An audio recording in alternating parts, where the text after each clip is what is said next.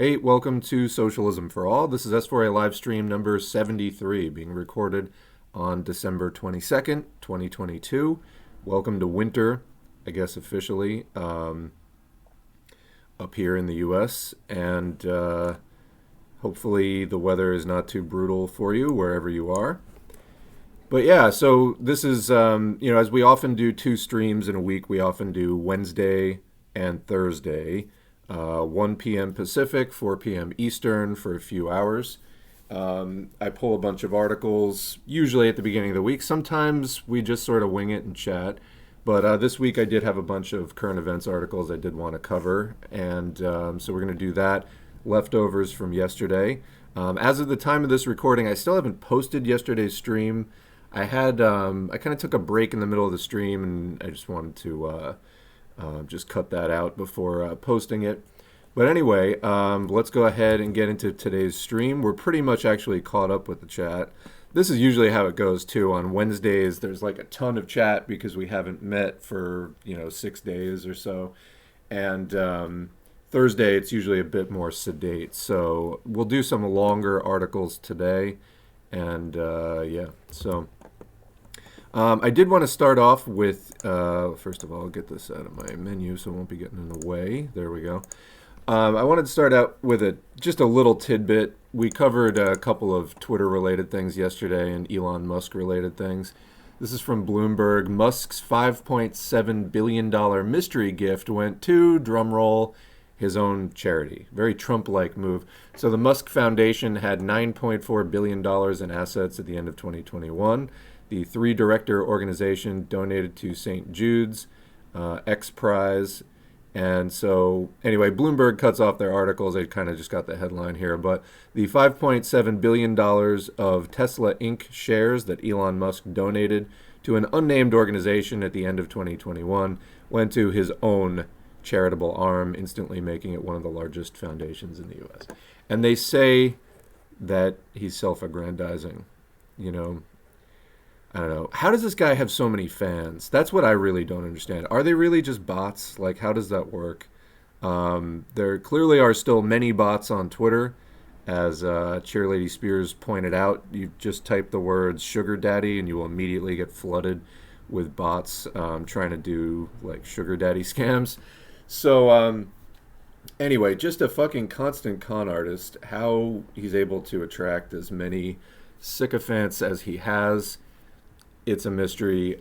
Basically, every word out of his mouth is some kind of a lie in varying degrees. But anyway, I just wanted to throw that in because we had started to talk about that the other day. And I didn't grab one of the articles that I need. So actually, the very next article I was going to do, let me just grab that real quick. So Texas, you may have heard this. This story is going around. I thought it was worth mentioning directly here on the channel in case people hadn't seen it elsewhere. There it is now.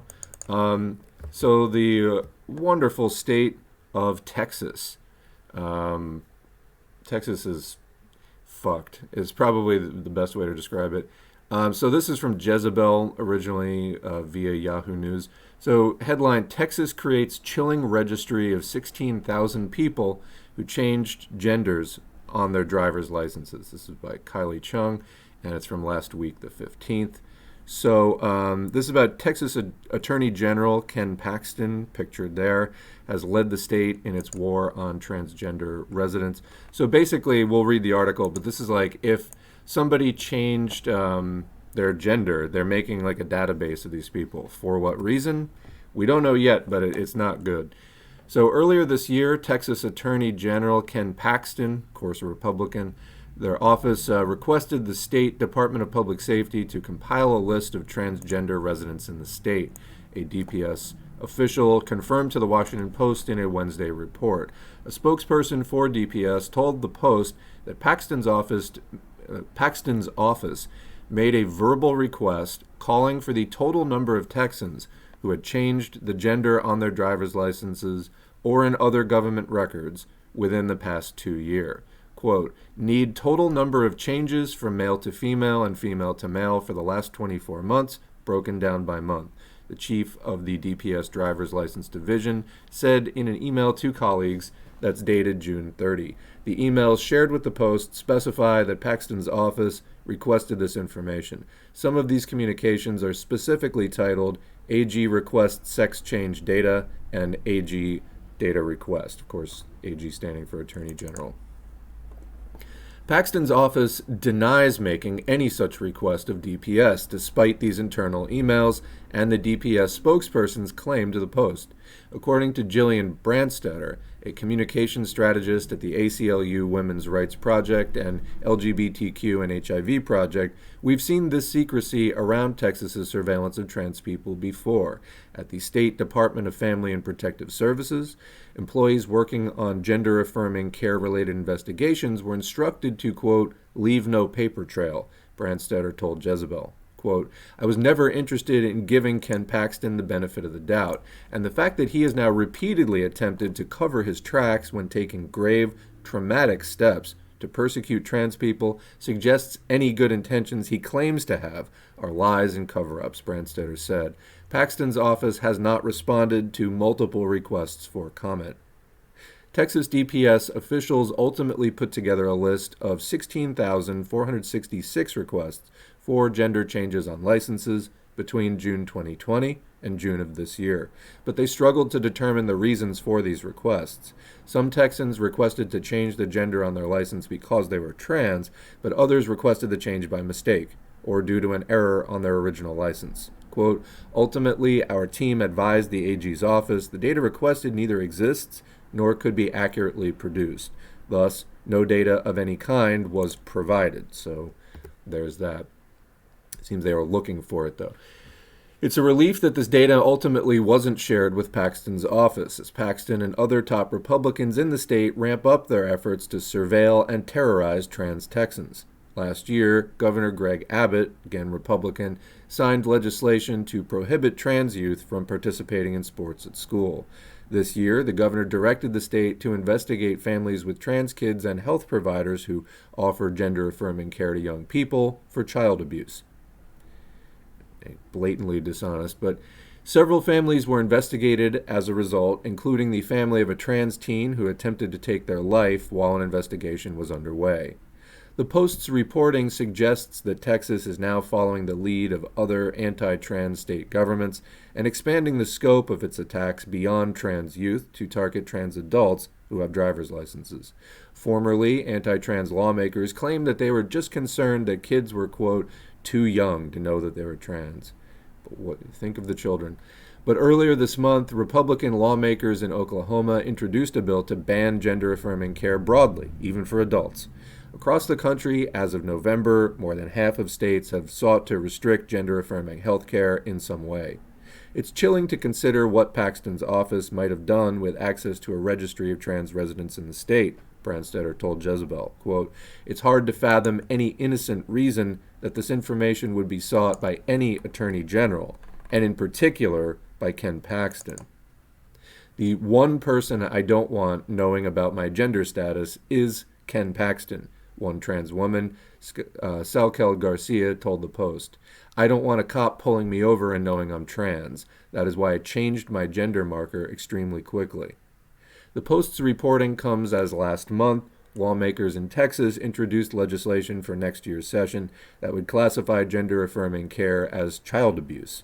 Quote, it's hard to imagine where it stops, and certainly attempting to build the list of a marginalized group, which is frequently portrayed by elected officials in Texas, and really the entire Republican Party, which happens to be particularly fervent in Texas, as a contagion, as a danger to you and your family. The historical echoes are dark, Brandstetter says. It raises really alarming questions about the depth of their cause, their cruelty, and disregard for the rights and humanity of transgender people. So that's some bullshit going on down in Texas right now. Before we check in with the chat, we might as well plow through a couple of articles related to... So this is from December 13th, so 9 days ago. Biden signed a historic same-sex marriage bill at the White House called the Respect for Marriage Act. It was passed in Congress with bipartisan support.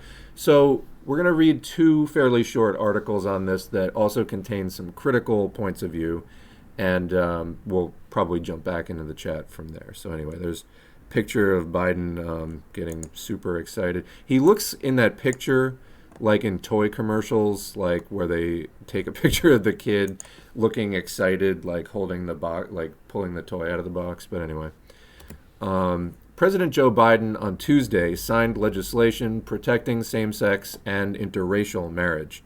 Thousands of people gathered on the White House South Lawn to commemorate the Respect for Marriage Act becoming law. Quote, "Today is a good day," Biden said as he took the podium after Vice President Kamala Harris. "A day America takes a vital step toward equality, for liberty and justice, not just for some, but for everyone. Toward creating a nation where decency, dignity, and love are recognized, honored, and protected, and you can rack up a $500,000 medical bill without trying.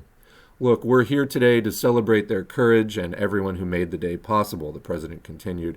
"Courage that led to progress we've seen over the decades, progress that gives us hope that every generation will continue on our journey toward a more perfect union, progress that my party will continue to espouse support for while continuing to oppose covertly as much as possible." The ceremony included performances from Grammy winners Sam Smith and Cyndi Lauper. Smith, who announced in 2019 that they were non-binary and used they-them pronouns, performed their hit song Stay With Me, followed by Lauper singing True Colors. Appearing in the White House briefing room ahead of her performance, Lauper, a longtime LGBTQ advocate, told reporters, "We can rest easy tonight because our families are validated," also helps if you're rich, and because now we're allowed to love who we love, which sounds odd to say, but Americans can now love who we love, and bless Joe Biden and all the people that worked on this for allowing people not to worry and their children not to worry about their future, Lauper said. She founded the True Colors Fund, a nonprofit that educates people on LGBTQ issues and helps to end homelessness for LGBTQ youth, which is commendable. A White House official said that notable guests attending the signing ceremony included Club Q founder Matthew Haynes and two survivors of the shooting that happened just last month at the Colorado Springs, Colorado LGBTQ nightclub. Other attendees included a survivor of the 2016 Pulse nightclub shooting that killed 49 people in Orlando, Florida, and plaintiffs and counselors from the Obergefell and Loving Supreme Court cases. "We must stop the hate and violence like we just saw in Colorado Springs, for a place of acceptance and celebration was targeted for violence and terror," Biden said Tuesday. "We need to challenge the hundreds of callous, cynical laws introduced in the states targeting transgender children, terrifying families, and criminalizing doctors who give children the care they need. We have to protect these children so that they know that they're loved, and we will stand up for them. Folks, racism, anti-Semitism, homophobia, transphobia are all connected," Biden continued. "But the antidote to hate is love." Time out. So this is the same guy, Biden, who says that we need a strong Republican Party. What do you think the Republican Party stands for exactly? This is a point we make frequently, that liberal, quote, anti-fascism is skin deep. It's shallow, it's superficial, because liberals stand for the same capitalism that is fascism when it goes into crisis. Fascism is capitalism in distress, capitalism in crisis. It is capitalism's, high alert mode, if you will. So these people need fascism. They may not want to openly acknowledge it. But the, quote, anti-fascism of the Democratic Party truly is skin deep when they're saying that openly the most reactionary party in the U.S. is the Republican Party, or at least the most openly reactionary major party is the Republican Party. And, the Democrats don't attract the same amount of the, most reactionary, openly reactionary people, but they do collaborate with them. So you can't be anti-fascist while you're also a fascist collaborator. That's not possible. Yet the Democrats and Republicans have been collaborating on the maintenance of this system for decades and decades and decades. The Democratic Party first took the presidency in 1828, almost 200 years ago. This is as much their system as anybody's. And you can't have it both ways. You can't say we need a strong Republican Party and that, racism, anti-Semitism, homophobia, transphobia, we oppose those. Well, no, you can't say that you oppose those truthfully and, with integrity while you're also collaborating with and defending the existence of, where the place where the most people who support those kinds of things are congregated in an organized way with funding and political power. So if the Democrats were actually anti-fascist, they would stop collaborating with the Republican Party. They would make alliances with left parties and crush the Republican Party and wipe them out of existence.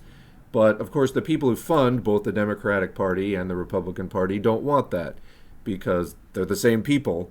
With a few minor exceptions, it's generally the same industries and the same even individuals fund both Democrats and Republicans. So they get to keep this puppet show going on forever. They get to keep all the focus between the Democrats and the Republicans, and they don't ever want political discourse escaping their financial control. So anyway, this is, it rings hollow when Biden, talks about his sort of manifestations of anti-fascism. Anyway, continuing. But the antidote to hate is love. This law matters to every single American, no matter who you are or who you love. The Respect for Marriage Act passed with bipartisan support in both chambers of Congress after months of negotiation, particularly over provisions related to religion. The House voted last week 258 to 169 to send the bill to Biden's desk after the Senate passed it 61-36. A minority of Republicans joined Democrats in both votes. It became a priority for the Democrats after the Supreme Court's June decision in Dobbs v. Jackson Women's Health Organization, in which 5 conservative justices overruled Roe v. Wade and the national guarantee to abortion access. And again, we covered that at the time. This is something the Democrats often like to fundraise off of and, again, keep this sort of good cop, bad cop charade going. But when they have many opportunities to step up and do something, they frequently don't. And we end up in a situation like we have today. Justice Clarence Thomas, in a concurring opinion, said he believed that the court should reconsider other precedents based on similar legal doctrine, including 2015's Obergefell v. Hodges, which found that the 14th Amendment requires all states to license same-sex marriages. Sorry, I'm not familiar with that case. The Respect for Marriage Act doesn't include Obergefell's national requirement, but will mandate that individual states recognize same-sex and interracial marriages that were lawfully performed in another state. Some Republicans who voted for the legislation in Congress noted additional language around protecting religious groups who still object to same-sex marriage. So, why do those religious groups need protection? They don't. Anyway, continuing, critics like Utah Senator Mike Lee said it didn't go far enough, however, of course. So, Biden has long been, they didn't have any follow-up on Mike Lee. Biden has long been outspoken on the issue of same-sex marriage, and in 2012 famously preempted then President Barack Obama in declaring his public support. Quote, I'm absolutely comfortable with the fact that men marrying men, women marrying women, and heterosexual men and women marrying one another are entitled to the exact same rights. All the civil rights, all the civil liberties, Biden said during an interview at the time on NBC's Meet the Press. Who do you love? Who do you love, and will you be loyal to the person you love? Biden said then, and that's what people are finding out, what all marriages at their root are about. After Lauper finished her performance at the bill signing, audio of Biden's 2012 Meet the Press interview was played.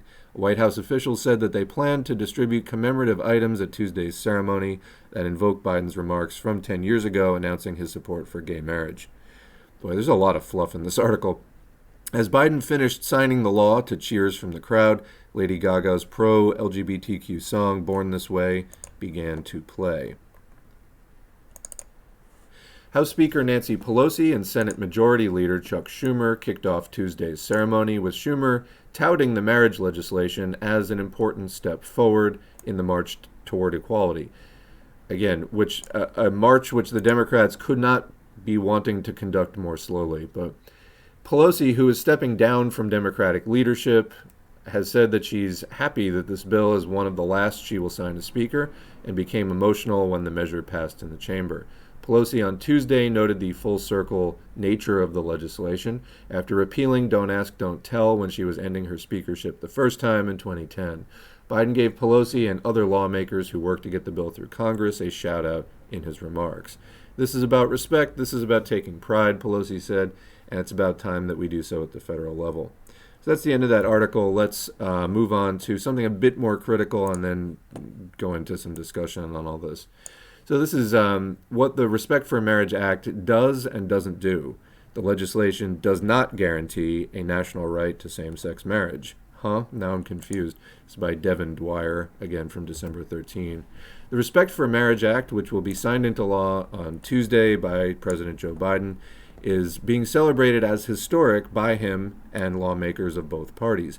While the law will guarantee federal recognition of same-sex and interracial marriages, it was passed through Congress essentially as a compromise and as a backstop in case the Supreme Court overruled its prior decisions, which are currently the legal basis for such rights.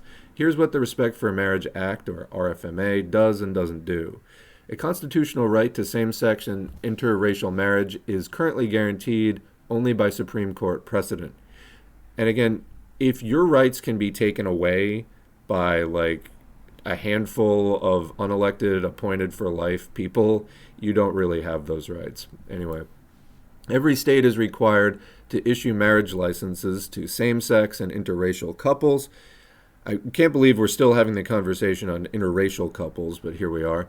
According to the 2015 ruling in the case that I mentioned before, and the 1967 ruling in Loving v. Virginia. If the Supreme Court were to overrule either of those precedents, a fear among Democrats and advocates in light of a concurring opinion in the conservative majority's June ruling to scrap national abortion rights, then the RFMA acts as a limited remedy. RFMA does not enshrine a right to same-sex or interracial marriage nationwide. That means it does not require states to perform same-sex and interracial marriages. States would be free to deny marriage licenses to same-sex or interracial couples if the Supreme Court precedents were overruled. Justice Clarence Thomas, in his June concurring opinion on abortion, specifically pointed to Obergefell as having been wrongly decided. My apologies on the pronunciation there. I remember that decision. I do not remember this name. What RFMA does do is require the federal government and all states to recognize same-sex and interracial marriages if they were legally performed in the past or are performed in the future in places where they are still legal, including other states. Effectively, this means that all same-sex and interracial couples who are legally married today, some 710,000 same-sex couples as of 2021, according to the U.S. Census Bureau, while about 10% of married households were interracial as of 2012-2016, and going forward cannot be denied the civil benefits of their unions in any state if court precedents were to be overruled. RFMA also offers explicit protections for religious groups with moral objections to same-sex or interracial marriages. They are not required to provide goods or services to the marriages they object to, and their tax-exempt status cannot be rescinded for refusing to perform or respect a marriage. So discrimination on these grounds is still explicitly protected here. Just bullshit. We're so far behind from where we ought to be. It's incredible. Prior to Obergefell, 32 states prohibited or likely prohibited same-sex marriages, according to the National Conference of State Legislatures. Most of those laws remain on the books, so that's 30, it's a majority of states. As was the case with states' abortion laws in the wake of Roe v. Wade being overruled this summer, many of the restrictive state marriage measures would likely snap back into effect if this decision was struck down. In that case, same-sex marriage licenses may be available in some states, but not others. However, under RFMA, marriages legally performed in one state would need to be honored everywhere. The law does not prevent a state from legally challenging Obergefell or Loving or the Supreme Court from revisiting those decisions, as Justice Thomas has called for. There's currently no legal case headed to or before the court on these issues, however. It's not clear that a sufficient number of justices would have the appetite to heed Thomas's call. Okay, so that's the end of the fine print article, if you will. If you just read that first article, which again I noted just had like a lot of fluff in it, you would think like, oh great, everything's good now. Well, that's not really the case at all. Some restrictions may apply. Millions will enter, thousands will win. So, this is the situation that we're in here. Again, just misleading. The way that the Democrats present it is, this progress and this and that. It's actually not progress. It's just a backstop against partially retaining some of the progress that is currently very tenuously in place. So if people want rights, you're not really going to get them on a permanent basis under capitalism. We can and should fight for more rights under capitalism. Absolutely. You get all the concessions that you can, but you don't stop there, because the only way to make them permanent is, the only way to make reform permanent is through revolution. That doesn't mean don't fight for reform. Get all the reform you can get, but never stop pushing, and constantly use those reforms and the struggle for those reforms as propaganda in the larger struggle to abolish capitalism. So this is not really complicated, but people try to come up with all kinds of positions like fighting for any reform is reformist. No. Limiting yourself exclusively to reforms, that's reformist, okay? But those reforms, as long as you're leaving them in the hands of the capitalist state, the capitalist ruling class, then they're not really your rights. They're rights granted to you by someone else. The only way to make those permanent is for the working class to become the ruling class. Then that is within our control. So anyway, that's still a discussion that we're having and that we really shouldn't be having. This is kind of basic Marxism. We kind of covered this yesterday, referring back to a text by Marx from 1873 called Political Indifferentism. We read a little bit of that. There's already an audiobook of it up on the channel. But anyway, there's another point I'd like to make, which is, so when we talk about, for example, feminism, so in kind of the early days of the feminist movement, so there have been different, as they say, waves of the feminist struggle, like particularly back in first wave feminism. A lot of it was what would now today be called bourgeois or liberal feminism, where it was largely a movement by bourgeois women to get more rights under capitalism. So that's pretty much liberal feminism is, don't change the system, just get more rights within the system, and that's the end of it. So that's inherently reformist because it does not seek any revolutionary end to capitalism. It wants to keep capitalism, or rather it doesn't really check in on that. Its concern is not with ending capitalism, but just expanding rights within capitalism. And so, that approach, in a limited sense, would be shared, but then would be added to by revolutionaries. So is it better that, women have more rights today under capitalism than previously? Yes, of course. But can we stop there? Absolutely not. Absolutely not. Because capitalism is always going to limit you to certain family structures and kind of certain sex or gender relations. And this is sort of the bigger conversation about why do we have the nuclear family as the norm today? Is there something sort of inherent to human nature, inherent human biology or psychology that makes that the case? And the answer is no, not really. And in fact, looking anthropologically at the history of the human species over a long period of time, such as prior to the emergence of class or unequal society, of which capitalism is one stage, people lived in more communal settings, and relationships tended to be more communal. I don't claim to be an expert on that, but there's Engels wrote a fair amount about it in The Origin of the Family, Private Property in the State. We will be covering that. It's a super long book. There are audiobooks of it available from other channels currently. I will get to that eventually. Just have other stuff that's ahead of it in line. there's thousands of things to read. You got to put them in some kind of order. Anyway, but yeah, Marxist Paul, actually another YouTube channel, has a very good video on patriarchy. I would recommend checking that out if you want sort of a brief, like half an hour overview of this. So yeah, why do we have the nuclear family anyway? And in communism, would that persist? Well, no, it probably wouldn't, because the nuclear family as the sort of unit of society is very much a capitalist construction. It's a part of class society, which if class society were abolished, then that would go along with it. Human relationships would, we wouldn't be constantly stuffed into these monogamous pairings exclusively. I mean, if people want to do that, that's one thing. But the quote family as we know it definitely would be liberated. People would be liberated from that.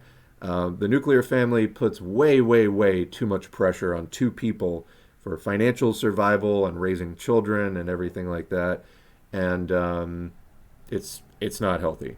So, as far as fighting for the right to marry, if people want to do that, especially because currently, job benefits and healthcare plans and other necessary legal rights that affect like basic things you need to do, necessities, are going to be affected by that, and people want to do it, absolutely. People of all, persuasions and orientations should have those rights as well. But we can also look down the line to some time beyond capitalism, where just all of this is, no longer going to be the relevant discussion, because not everything is going to be put on that couple. So, that said, also, if you look at conservative antidotes to poverty, as far as like policy solutions and things like that, they usually point to three things, which is 1, graduating high school, 2, getting married, and 3, maintaining a full-time job. And that's like sort of the conservative. You'll notice that none of that changes the system. It's all about individual behavior. Those three things, and it is true, make your odds of experiencing poverty much lower. The thing is, not all of those things are really options available to or desirable to all people. And so, it's putting on the individual, that's your problem, is basically their response. So, keeping, again, a more cynical eye on this, not trying to, argue that people shouldn't marry if they want to. If people want to do that, absolutely, and there's many even necessity reasons for that. But it's also a very easy way for more conservative, defenders of capitalism to hold up marriage as this institution, which really is kind of, more feudal anyway. I mean, it's been even reshaped by capitalism in particular ways, but it's massively outdated at this point in time. They can really hold that up as like, well, if you don't get married, then the poverty is your fault. We've laid out this roadmap for you to follow, and if you don't follow it, that's your choice, and then therefore the ensuing poverty is also your choice. That's what they like to say. And, there's a certain, on the more permissive side of the capitalist order, like more liberal Democrats, this is a way for them to say, like, well, look, we've expanded, the, quote, chances at opportunity to everyone now. Therefore, our system is, closer to perfection. Capitalism is never, you can perfect capitalism. You can actually give all people, equal rights before the law, and it's still going to result in massive, massive, massive inequality, and we need to move on beyond capitalism. All right. All of that said, let's go into the chat for a while, and no doubt going to be triggering some reactionaries who don't really understand communism truly means abolishing most of the social order that we currently understand today. And that includes things you take for granted in personal relationships and things like that as what are the norm today. A few hundred years from now, after capitalism, are just not going to be the norm anymore. And revolutionary and conservative are complete opposites. Those are antonyms. And if you're clinging to these, again, like semi-feudal personal relationships, if you're in for a rude awakening, and thinking that that is somehow Marxist. All right, let's get into the chat. So I'm going to scroll back up to wherever we left off. People talking about the weather.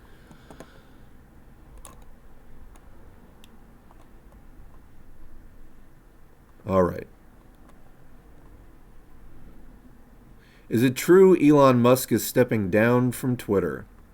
Well, he has announced that he's no longer going to be CEO. He is, quote, just going to run the server teams and something else. The server and support teams. That is what he has announced. So he's no longer going to be the face of it, rocking the boat. We'll see what happens. I mean, the man is just a constant liar.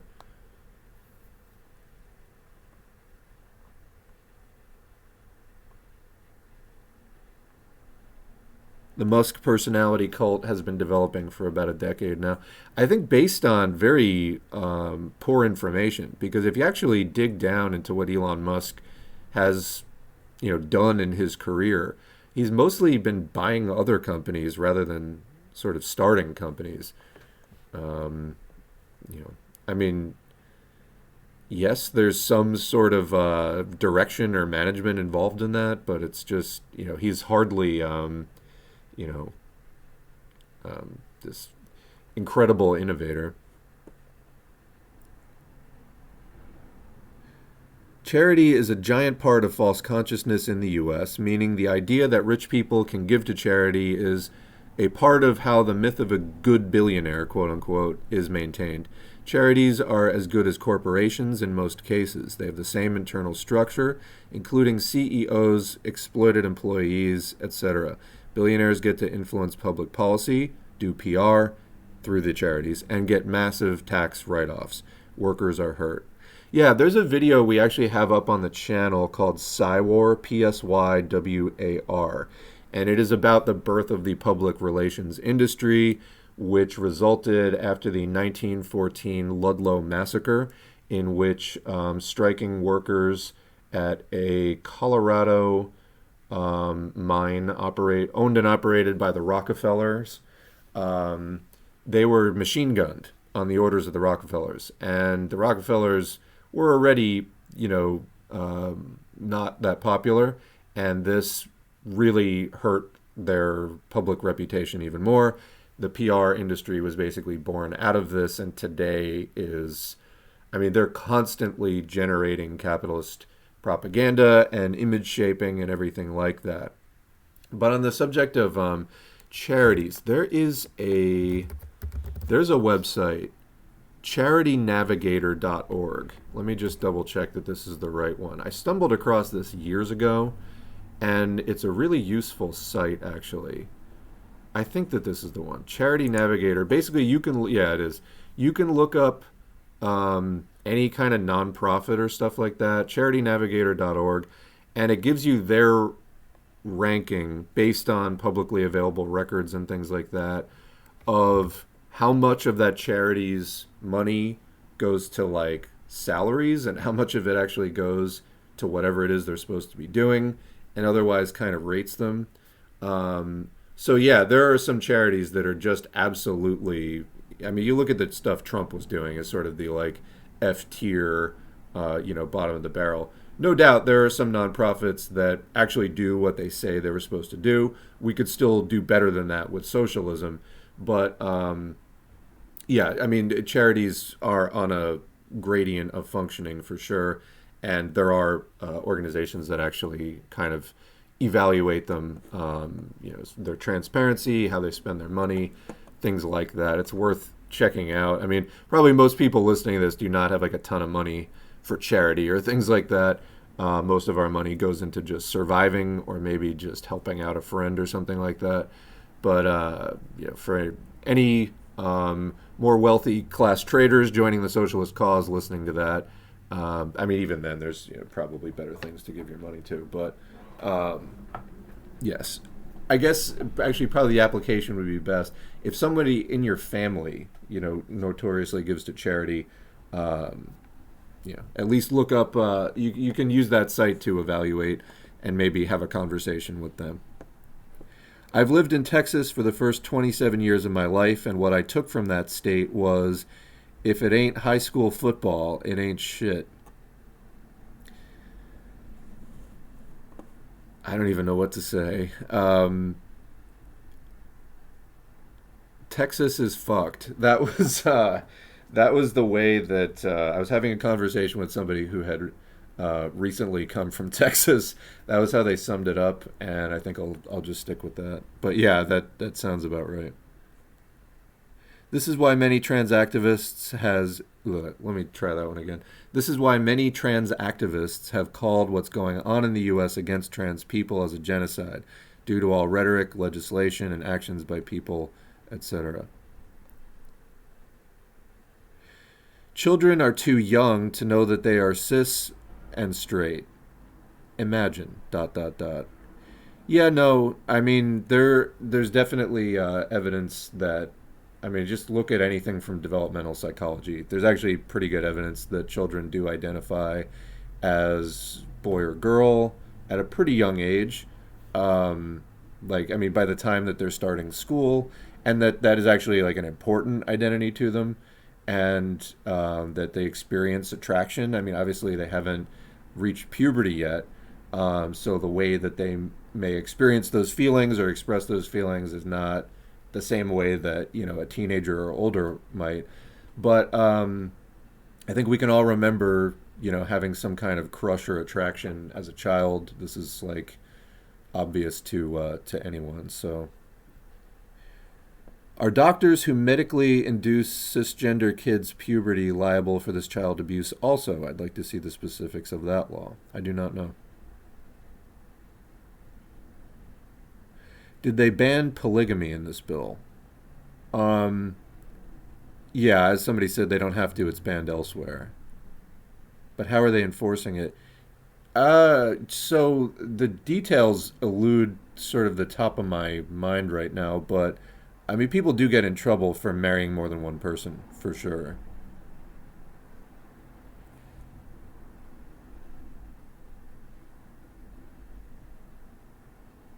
I mean, even people who have testicular cancer take puberty blockers to stop the cancer from spreading, but now it's banned. Withering emoji. Yeah.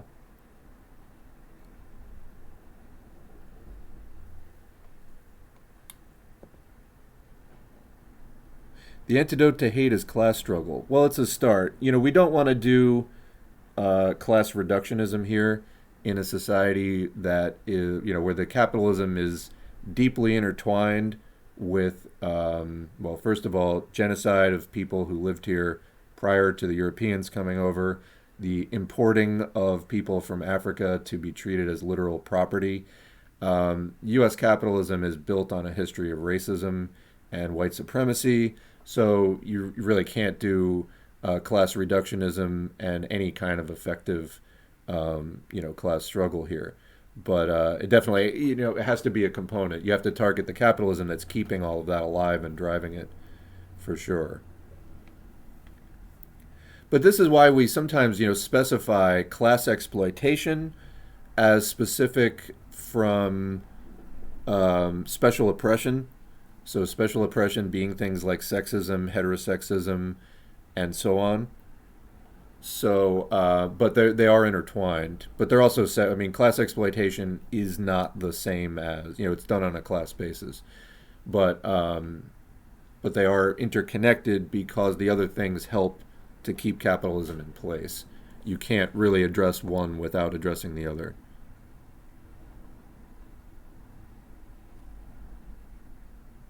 You know, it's somewhat similar to the labor aristocracy question. In other words, the internationalism question. Having a, you know, nationally chauvinist proletariat. You don't want to just be engaging in social chauvinism because then, you know, the struggle. So you got to kind of do the same thing when we're looking internationally. Solidarity across national lines. It's got to also be solidarity. That's class solidarity across national lines. but also looking at the other status components, how they're intertwined with the rule of capital, and that includes racism and sexism and things like that internally. You can't just do this class reductionist thing. It's literally not that simple. That is the main thing going on, or the primary contradiction, as we say. But even to address that, you have to address other things.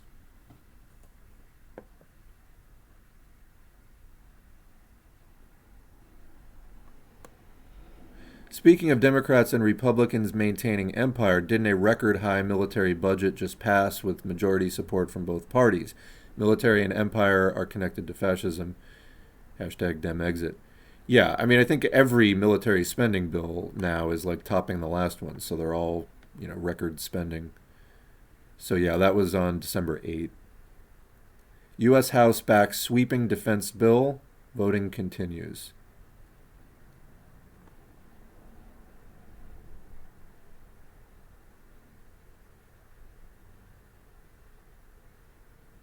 I'm so saddened by how many leftist organizations have factionized and or dissolved because of social democrats and, quote, revolutionaries who focused on anti-electoral or electoral politics.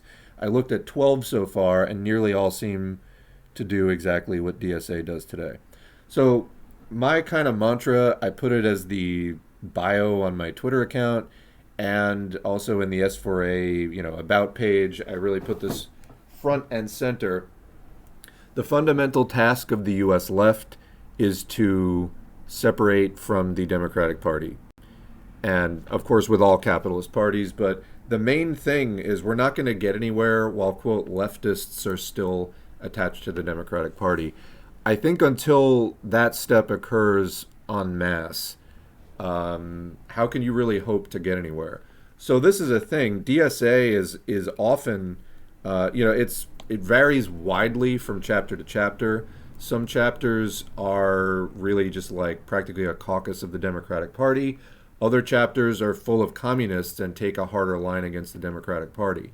But I say it's a lot of in a lot of places it may be the only active organization, and they may actually be doing good work. I've seen DSA with my own eyes doing actually functionally effective things that do not involve the Democratic Party, and in places where there's not necessarily a lot else functionally going on. You might have, 4 or 5 communists getting together to like discuss books or something, but there's not real political or social, mass struggle going on that's having a broad effect on the community.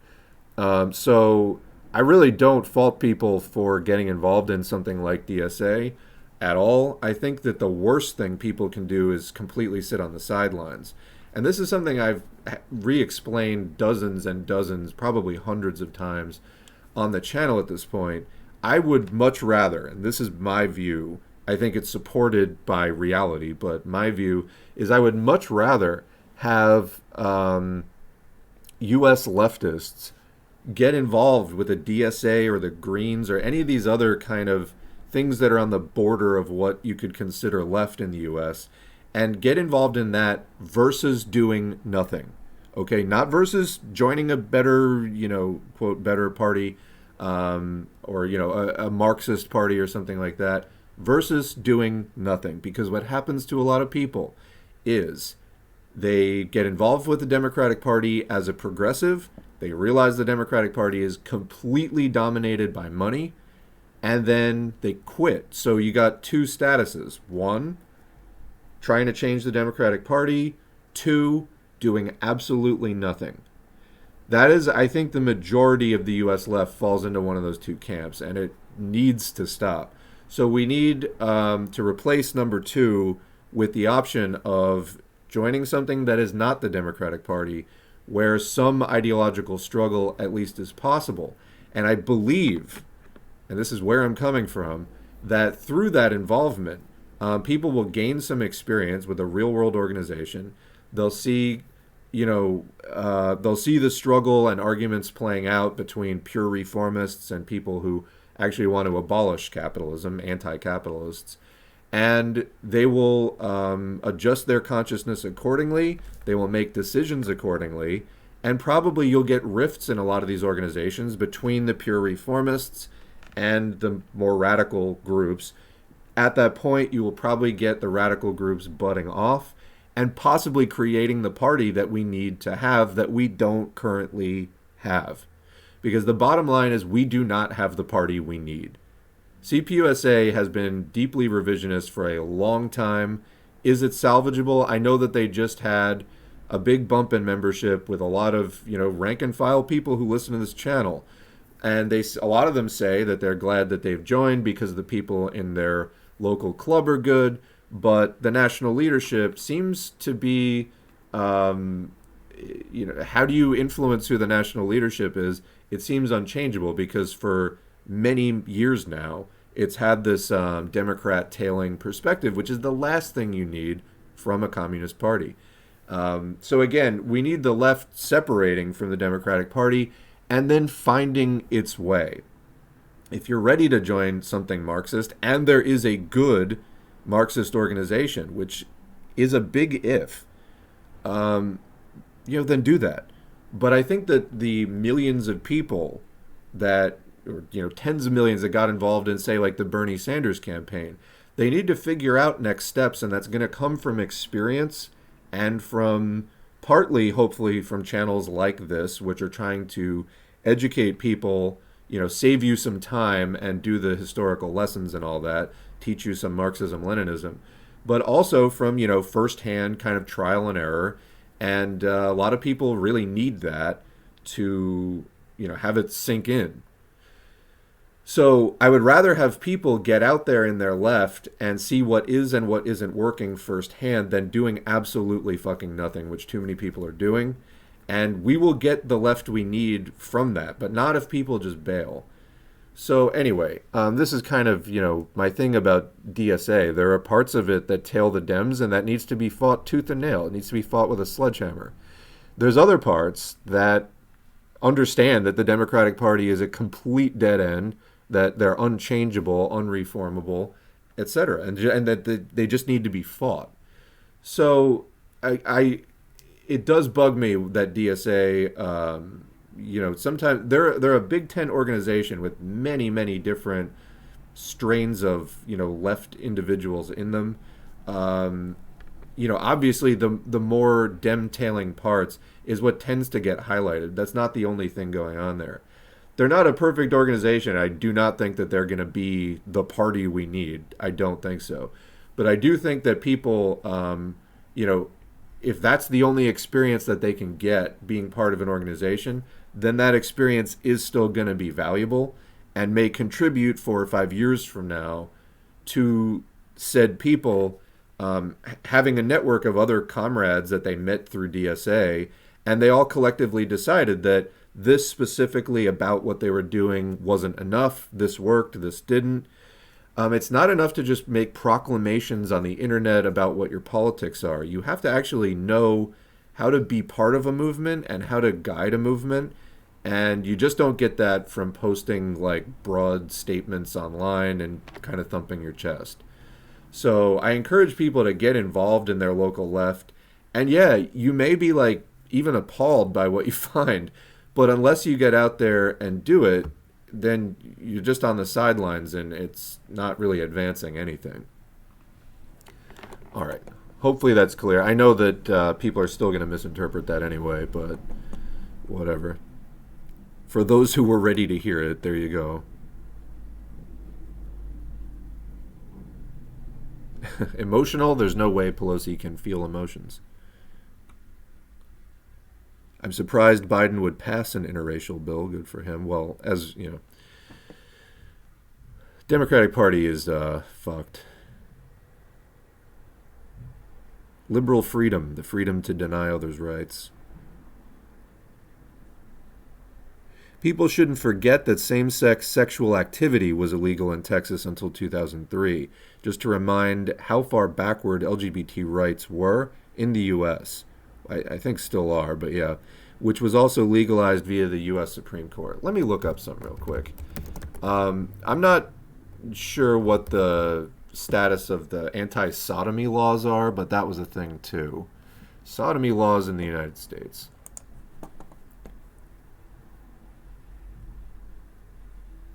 So there's a so 2003 decriminalization of same-sex sexual intercourse in the U.S. That is sort of the last mark on the timeline, and that was for Idaho, Utah, Texas, Oklahoma, Kansas, part of Missouri, Michigan, Virginia, North Carolina, South Carolina, Florida, Puerto Rico, Alabama, Mississippi, Louisiana. And then 2001, so not far behind, Minnesota, Arkansas, Arizona. So, yeah, like certain kinds of sex, like consensual sex, were actually illegal. And yeah, so this was banned by Lawrence v. Texas, 2003. Anyway, we'll come back to that in more detail. I got to do more reading on that. But yeah, so less than 20 years ago. Basically, 20 years ago next year, which will be in a couple of weeks. You're supposed to make the bourgeois compromise among themselves while we push our demands to their logical extreme, each compromise at a time. Yeah, I mean, yeah. Um,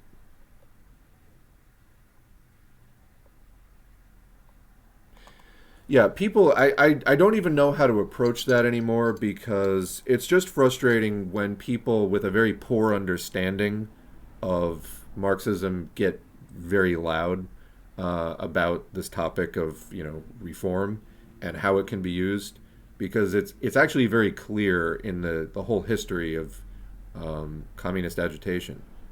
But people think they know better sometimes, but this is why doing the reading matters. But again, as we were talking about yesterday, a lot of people identify as a Marxist-Leninist these days without doing any of the reading or without being a member of a party, which in the pre-internet days would have been like unheard of. Normally, if you were a Marxist-Leninist, it's because you were in a party and the party was having you do the reading and all that kind of stuff. These days, it's just an identity that people put on without really having any deep understanding of it. So that's a challenging situation to, suddenly everyone's an expert, but they don't really know anything. All right.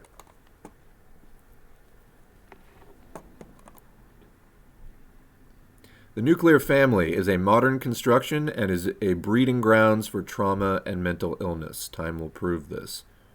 I would agree with that. It just puts too much stress on people. And there aren't enough sort of adults around in that situation to take the pressure off of each other, for the kids to, how many people, if you have like a larger extended family, maybe didn't get along with your parents real well, but had like an aunt or an uncle or something that you kind of considered like you looked up to more and spent more time with them when you could, or maybe a grandparent or something like that, or maybe like an older cousin, things like that. It's like you do need people to raise children, but does it have to be the specific, two people who sort of, conceived them? It's just too much stress. There aren't enough options for people in that system to grab, or that social construction, or family system. There isn't enough leeway for people who kind of don't get along or don't understand each other, or have some trauma history or disorder or something like that, to sort of like find their own space within the system. It's tight quarters. It's too confined. Whereas something broader, a bit more communal, gives people space to sort of, obviously you have the biological relationships that you have, but in terms of your more chosen relationships within that, you can gravitate towards the people who actually kind of, you feel more of that, you feel more alike, or that kind of get you, that you have good communication with. But yeah, the nuclear family does not give the people in it very much choice at all. I think they're going to remove whatever benefit you get from marriage. We'll see. But it is kind of their out like I said, as far as the well, poverty's your fault. You didn't get married. It's one of the like three main planks. The marriage thing is in line with fascist moralita and morality. That came out as like an A with an accent on it. Fascist morality and degeneracy thing. Unmarried people are inherently immoral, and this immorality is what causes societal issues that stem from the individuals in that society. So yeah, that's a summary of the fascist position, which is basically just the capitalist position. Because again, fascism is capitalism in distress. So fascism is capitalism intensified, if you will. So yeah, it's nothing's wrong with the system. It's the fault of the people within the system. Always, that's defenders of the system. Like kind of task number one is to take the focus off the system itself and to put it onto individuals instead, who of course are victims of the system. So this is where victim blaming comes into play. You have to, if people are unwilling to even like consider that the system might be wrong, then that's a major red flag and not the good kind.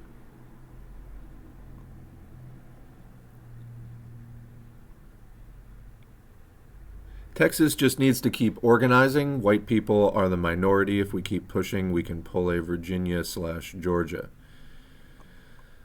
I think there's a few assumptions in there that may or may not be as clear cut. We may not entirely agree on, but to keep organizing for sure, yes. I love being this deep into a conversation and have somebody stumbling in with the first time, what is socialism? It's just kind of amusing. Socialism is a transition from capitalism to a theorized state known as communism.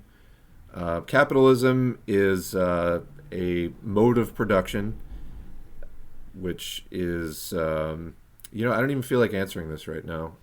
You can go look up what is socialism in fucking Wikipedia. I'm not up for derailing the existing discussion for this right now.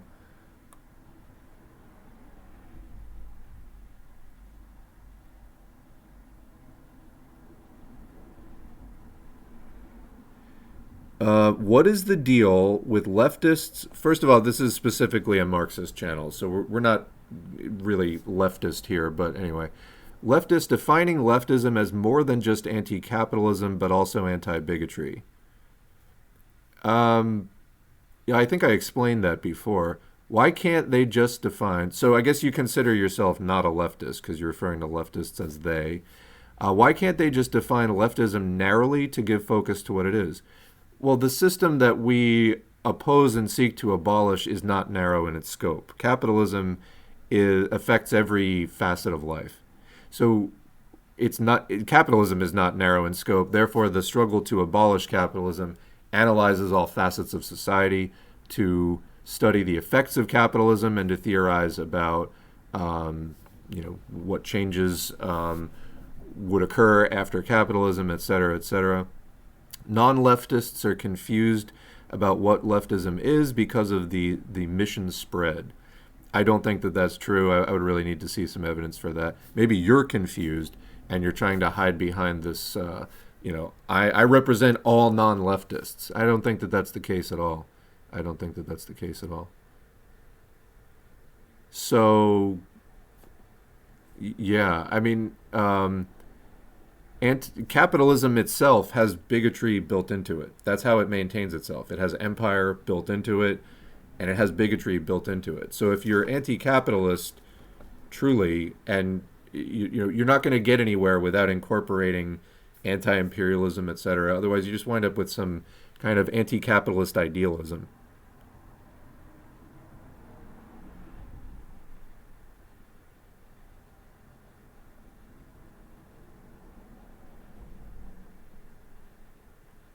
I wish the organizations were involved with many other activist communities, as there are far more oppressed people who are organized like immigrant communities.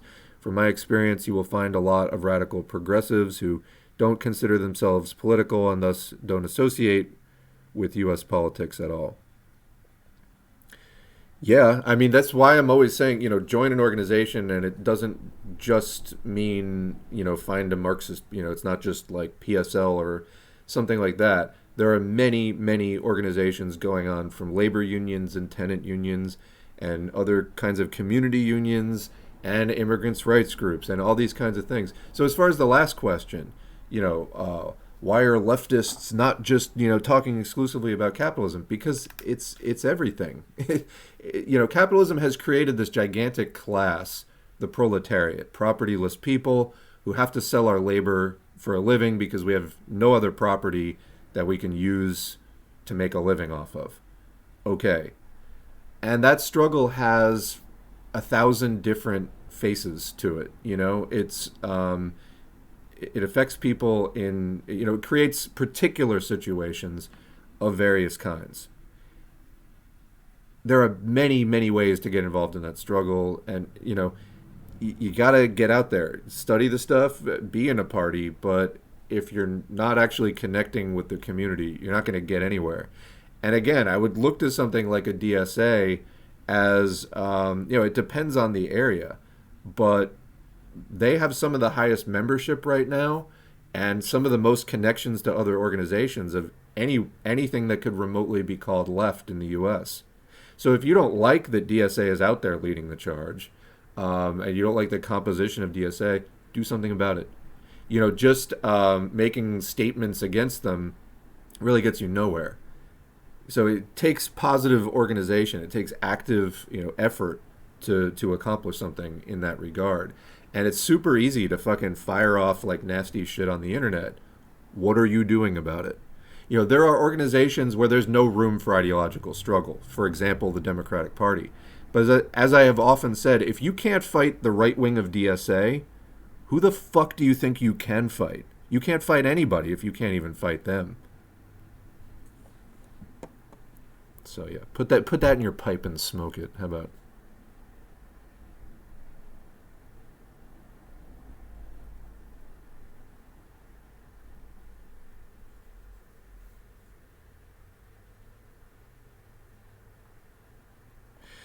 So here's a comment. With all good critiques of the current family system, capitalism and the prison state is a giant contradiction to, quote, family and family values. Well, I think there's a few things about this. So the kind of neo-fascist propaganda that you see that is actually just like barbecue ads from the 1950s with a 3D filter put over them, and it says things like, embrace traditional values or something like that. This is, again, to talk about why don't we just talk about like capitalism exclusively? Well, who put those standards out there? Who is out there trying to influence those social norms and those cultural mandates? I believe it was, capitalists trying to sell you stuff and trying to reshape society around whatever is most convenient and inexpensive for them. So part of the way that they got buy-in in the social democratic heyday in the mid-20th century was by, especially in the U.S., selling this was before this as well, selling to the white people in the U.S. The beneficiaries of or at least the middle tier beneficiaries of white supremacy. Selling them on this idea of like, you can have this perfect little picket fence, middle class family, this and that. Even at that time, was that available to all strata of the working class evenly? No. Again, there was a racist component to it where the white people could get a better deal much more easily right off the bat. So as far as this sort of, quote, family values thing, to a certain extent, as capitalism has progressed and it has, been proletarianizing and reducing the working class to less and less property, etc., some of the squawking that you hear about family values is the special privileges that used to be afforded to the white working class are being rescinded. And so from their racist perspective, we're being treated just like the minorities now. It's not fair. It's not right. This, quote, isn't America anymore. So, to a certain extent, all that like family values stuff was, white supremacist propaganda in the first place. But then beyond that, I mean, yeah, living standards are shrinking. Things are getting worse. Life expectancy itself is declining.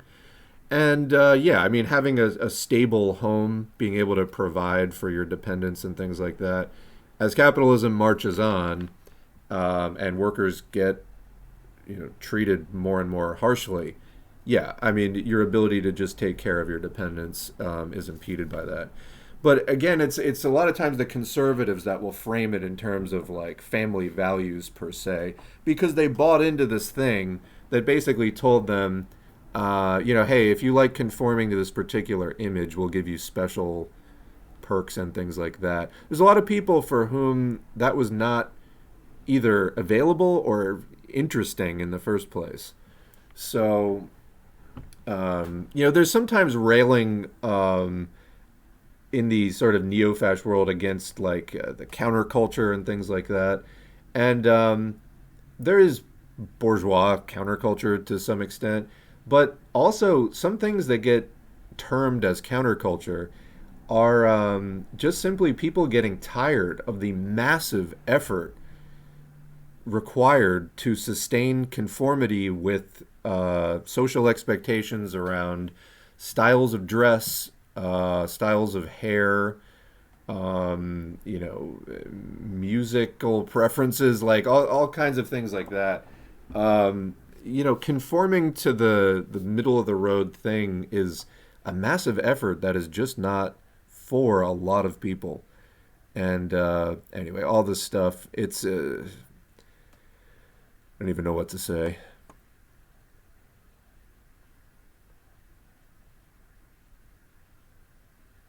People who support capitalism don't even know how to define capitalism correctly, let alone socialism. Amen.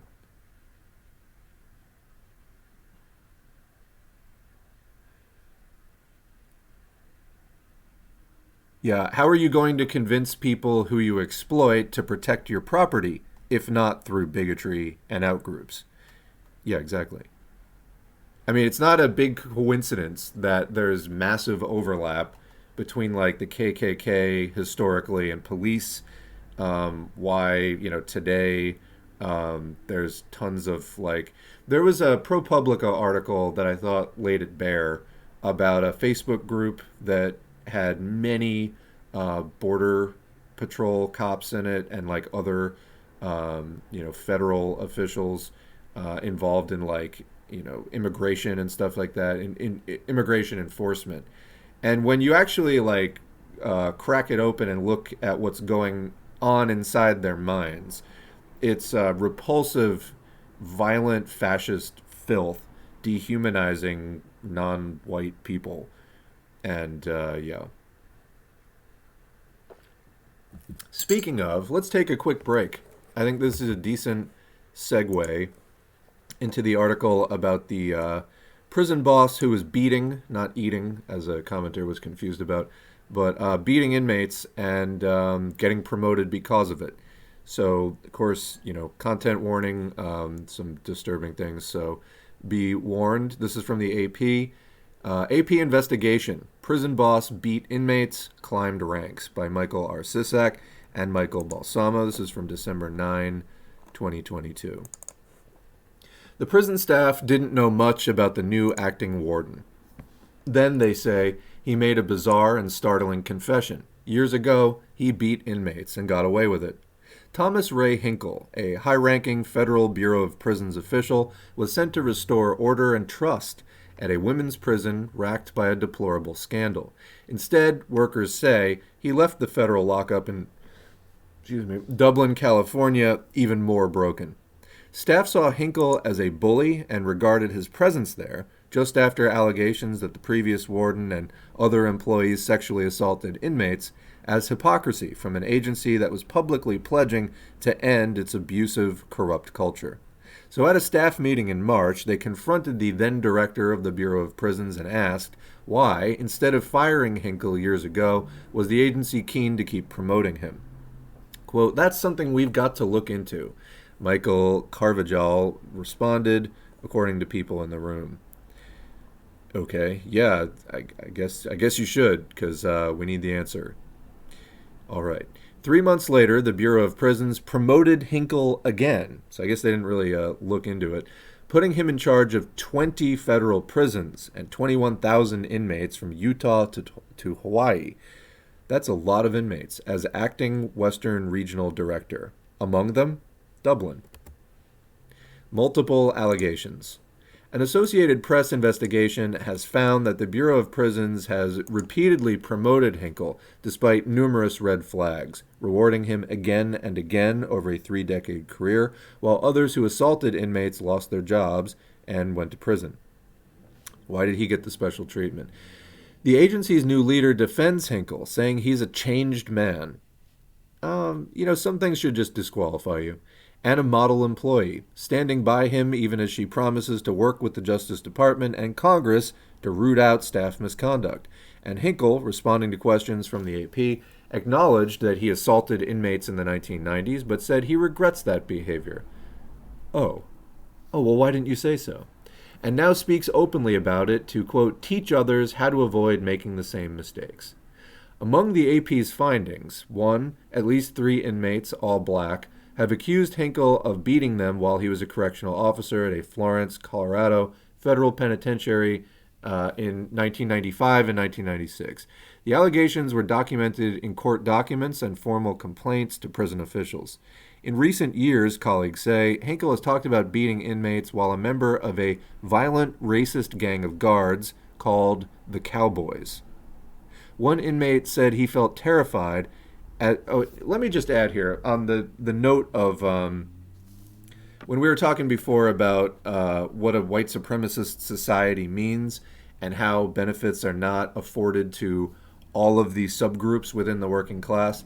I didn't highlight the point, I think, strongly enough that some of those benefits to the rewarded sections or the favored sections of the working class do come from the more harshly treated sections of the working class. So having a sort of, undergroup even within there that you can play off the different groups, as saying like, well, you're getting these benefits because we treat them badly. So you should help us treat them badly. So this is part of the way that like racist or similarly bigoted propaganda is spread by capitalists. It's in their interest to do that. Again, if you don't understand this, how do you think you can possibly oppose this system? This is why we need to look at the whole thing. Continuing, one inmate said he felt terrified as Hinkle and another guard dragged him up a stairway and slammed him into walls. Another said Hinkle was among guards who threw him to a concrete floor, spat on him, and used racist language toward him. A third said that Hinkle slapped him and held him down, while another guard sexually assaulted him. The Bureau of Prisons and Justice Department knew about allegations against Hinkle in 1996, but promoted him anyway. The agency promoted Hinkle at least 9 times after the alleged beatings, culminating in June with his promotion to acting regional director. At least 11 guards connected to the Cowboys were charged with federal crimes, but not Hinkle. 3 were convicted and imprisoned. 4 were acquitted, 4 pleaded guilty and agreed to cooperate. Hinkle was promoted twice before the criminal investigation was over. In 2007, while a lieutenant at a Houston federal jail, Hinkle was arrested for public intoxication at a music festival after police say he got drunk, flashed his Bureau of Prisons ID card, and refused orders to leave. After the case was dropped, the agency promoted Hinkle. Hinkle has also come under fire as a senior agency leader. The Justice Department rebuked him in March, not long ago, after he was accused of attempting to silence a whistleblower, and the Bureau of Prisons said it was taking corrective action after he impeded a member of Congress's investigation and sent all staff emails criticizing her and the agency. 3 months later, he was promoted to acting regional director. I just want to pause. We don't often get, a public view or, picture inside of what's going on in these agencies. But I mean, this is the heart of the prison industrial complex in the U.S., and this is the kind of person that gets promoted within it. The Bureau of Prisons, already under intense scrutiny from Congress for myriad crises and dysfunction, did not publicize Hinkle's promotion. Instead, the agency left his predecessor's name and bio on its website and refused requests for basic information about him. The AP has spent months investigating Hinkle, obtaining more than 1,600 pages of court records and agency reports from the National Archives and Records Administration, reviewing thousands of pages of documents from related criminal cases and appeals, and interviewing dozens of people. Many spoke on condition of anonymity, fearing retaliation, or because they were not authorized to speak publicly.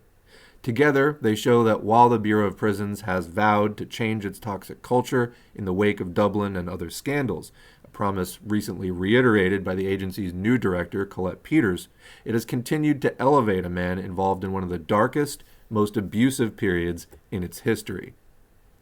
We are all human. The extent of Hinkle's alleged misconduct and his subsequent rise to the upper ranks of the Bureau of Prisons has never been revealed. The AP's findings raise serious questions about the agency's standards, its selection and vetting of candidates for top-tier positions, and its explicit commitment to rooting out abuse. Quote, at a minimum, the music festival incident, handling of the whistleblower, and the congressional investigation exhibit his extremely poor judgment, said Alan Turner, a former federal prison warden who reviewed the AP's findings. Quote, this should have been a red flag for any promotion board, and is certainly not the appropriate level of judgment expected of someone serving in a leadership role in a correctional institution or in a region, said Turner, a research professor emeritus in the Department of Criminology, Law and Society at George Mason University in Fairfax, Virginia. So, again, you want to see how, you get just a horrendous prison system going. This is how. This guy's being promoted, obviously, deliberately. So, anyway. What kind of people do you think he's going to be selecting for in his decisions as far as, promotions and rewarding and things like that?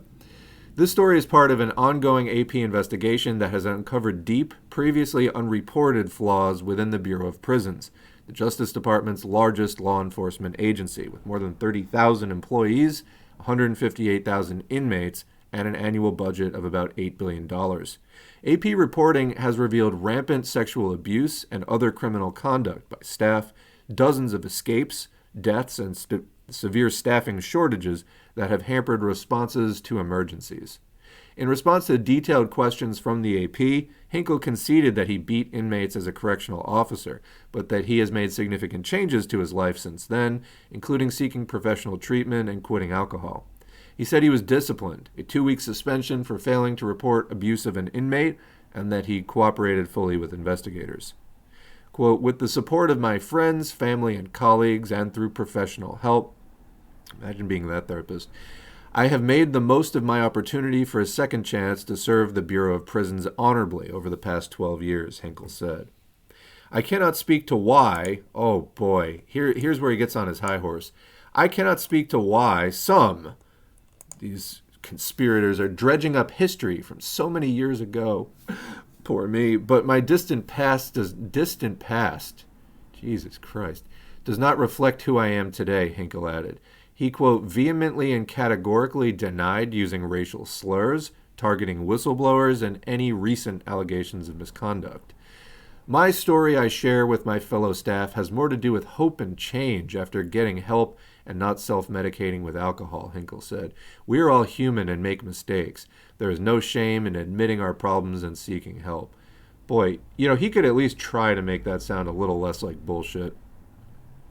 The Bureau of Prisons responded to detailed questions about Hinkle with a statement from Peters defending him and the agency's decisions to promote him. Quote, Mr. Hinkle has openly acknowledged his past mistakes, gone through the employee discipline program, sought professional help, and reframed his experiences as learning opportunities for others. Okay, were they learning opportunities for the people he beat? What restitution was made? Today, I'm confident he has grown into an effective supervisor for our agency. At the same time, Peter said she remains committed to working within the agency and the Justice Department and with Congress to, quote, root out staff misconduct and other concerns. The AP also filed requests with the Bureau of Prisons under the Freedom of Information Act for background information on Hinkle, including his job history, work assignments, and official photograph.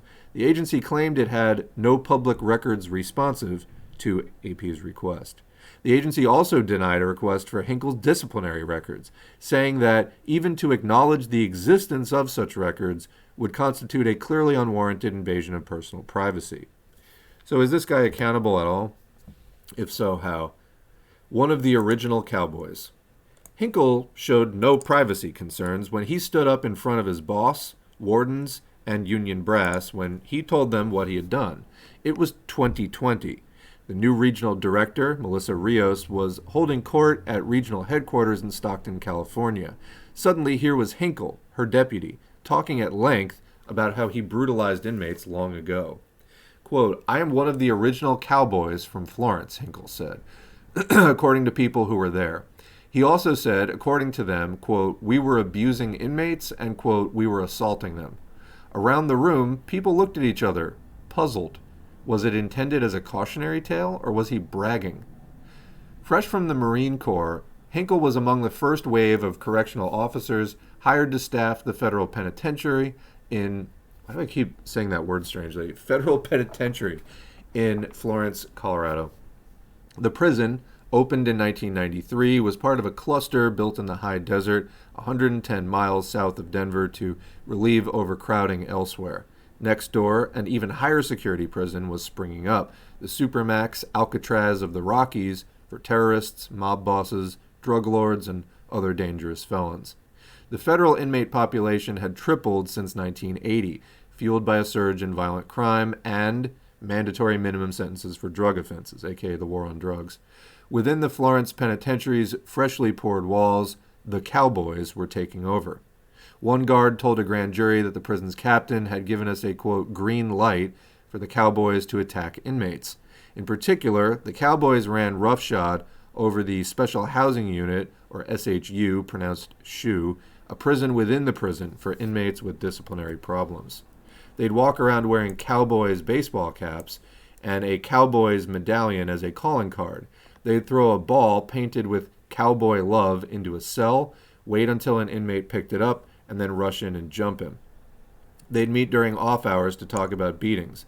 They'd stress secrecy, bribe inmates with cigarettes to stay quiet, and repeat slogans like, "You lie till you die." Yeah, this sounds about like what you'd expect. In all, prosecutors said, the cowboys beat more than 24 prisoners, many of them black, in less than 3 years. Beatings, no consequences. Hinkle was accused of assaulting at least 3 inmates. The allegations were detailed in court actions and formal complaints to agency officials. 2 said Hinkle beat them as he and other guards brought them to the penitentiary's Special Housing Unit on October 29, 1995, after a violent uprising at Florence's neighboring medium-security prison. Both men said they were in full restraints, handcuffs, chains, and shackles, and unable to protect themselves from guards wearing helmets, elbow pads, and knee pads. Marion Bryant Jr. alleged in a lawsuit, later settled by the Bureau of Prisons for $7,500, that Hinkle and other guards dragged him up a flight of stairs and slammed him into walls in a dark hallway. He said guards held his arms, tripped him, kicked his groin, and taunted him with racial slurs. "We'll kill you if you fuck with staff," they said, according to Bryant. Bryant said Hinkle and another officer then carried him down some stairs, dragged him down a hall, and threw him on a cell floor, where Hinkle removed his restraints and his clothing. "I'm terrified. I don't know what's going to happen to me," Bryant testified in a 2000 deposition. Bryant, a former University of Utah linebacker, said in court documents that he sustained bruised ribs, a busted lip, and injuries to his left shoulder, but wasn't seen by prison medical staff for more than a week. Norman McCrary accused Hinkle and 3 other guards of slamming him into a concrete floor, spitting on him, and calling him an effing N-word. Bryant and McCrary, both in for drug offenses, were among 24 inmates taken to the SHU in the wake of the uprising. Bryant was accused of breaking off a table leg in the melee and swinging it at a prison worker, quote, "in a threatening manner." He denied the allegation, but later pleaded guilty to assaulting a correctional officer, adding 2 years to his sentence. Bryant said he was held in the Special Housing Unit for 6 months after his alleged beating. Hinkle was accused by a colleague in court proceedings of assaulting a 3rd inmate, Reginald McCoy, around the same time. McCoy, 52, told the AP that Hinkle was among 4 guards who slapped him and held him down while a guard fondled his genitals. And again, what kind of people want to be doing this? You have to have like severe personality problems to be interested in doing this kind of work, even if enticed into it somehow. Most people just simply don't want to do things like this. You really have to have something wrong with you. McCoy, who also goes by the name Kajovi Muhammad, and is serving a life sentence for cocaine distribution, said another guard punched him in the jaw, causing him to spit up blood and knocking his teeth out of place. He pretended to be unconscious until they left. One guard told a grand jury investigating the Cowboys in 2000 that McCoy was sent to the SHU for allegedly following a female employee around, and that once he was in a holding cell, Hinkle and other guards assaulted him. Prosecutors listed McCoy's assault among dozens of acts in the indictment of 7 members of the Cowboys. They did not mention Hinkle, who wasn't charged. Bureau of Prisons policy bars workers from using brutality, physical violence, or intimidation toward inmates, or to use any force beyond what's reasonably necessary to subdue an inmate, with punishment ranging from reprimand to firing. Bryant tried to fight back through the legal system. Within weeks of his alleged beating, he filed a staff assault complaint through the prison's administrative remedy process and later added a tort claim seeking $2 million. The Justice Department's Civil Rights Division closed its investigation in February 1997, saying there was insufficient medical evidence and insufficient eyewitness corroboration.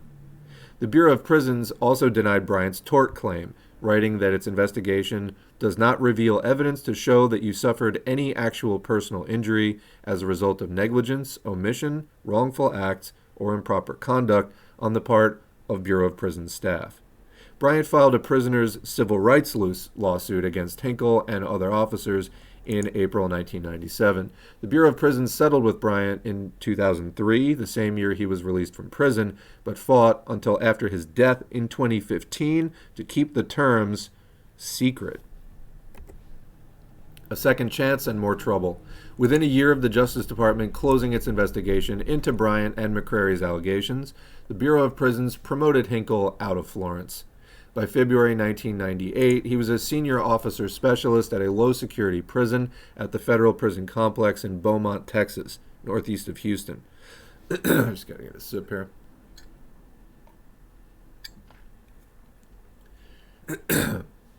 The position, which was to be awarded through a competitive selection process, put Hinkle one rung below management. Bryant had just filed his lawsuit, and the FBI investigation into the Cowboys was ongoing. 2 years later, though, the Bureau of Prisons promoted Hinkle into management as a lieutenant at its Houston jail. But in October 2007, Hinkle was arrested for public intoxication after authorities say he refused to leave an all-day music festival when security ejected him for not having a ticket.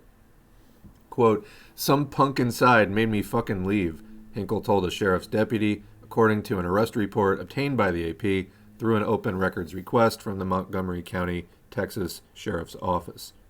It was around 9 p.m. at the annual BuzzFest festival, featuring the Smashing Pumpkins and other alt-rock favorites in the Houston suburb of the Woodlands. Hinkle, then 41, flashed his Bureau of Prisons ID and told the sheriff's deputy that he was an officer just like him.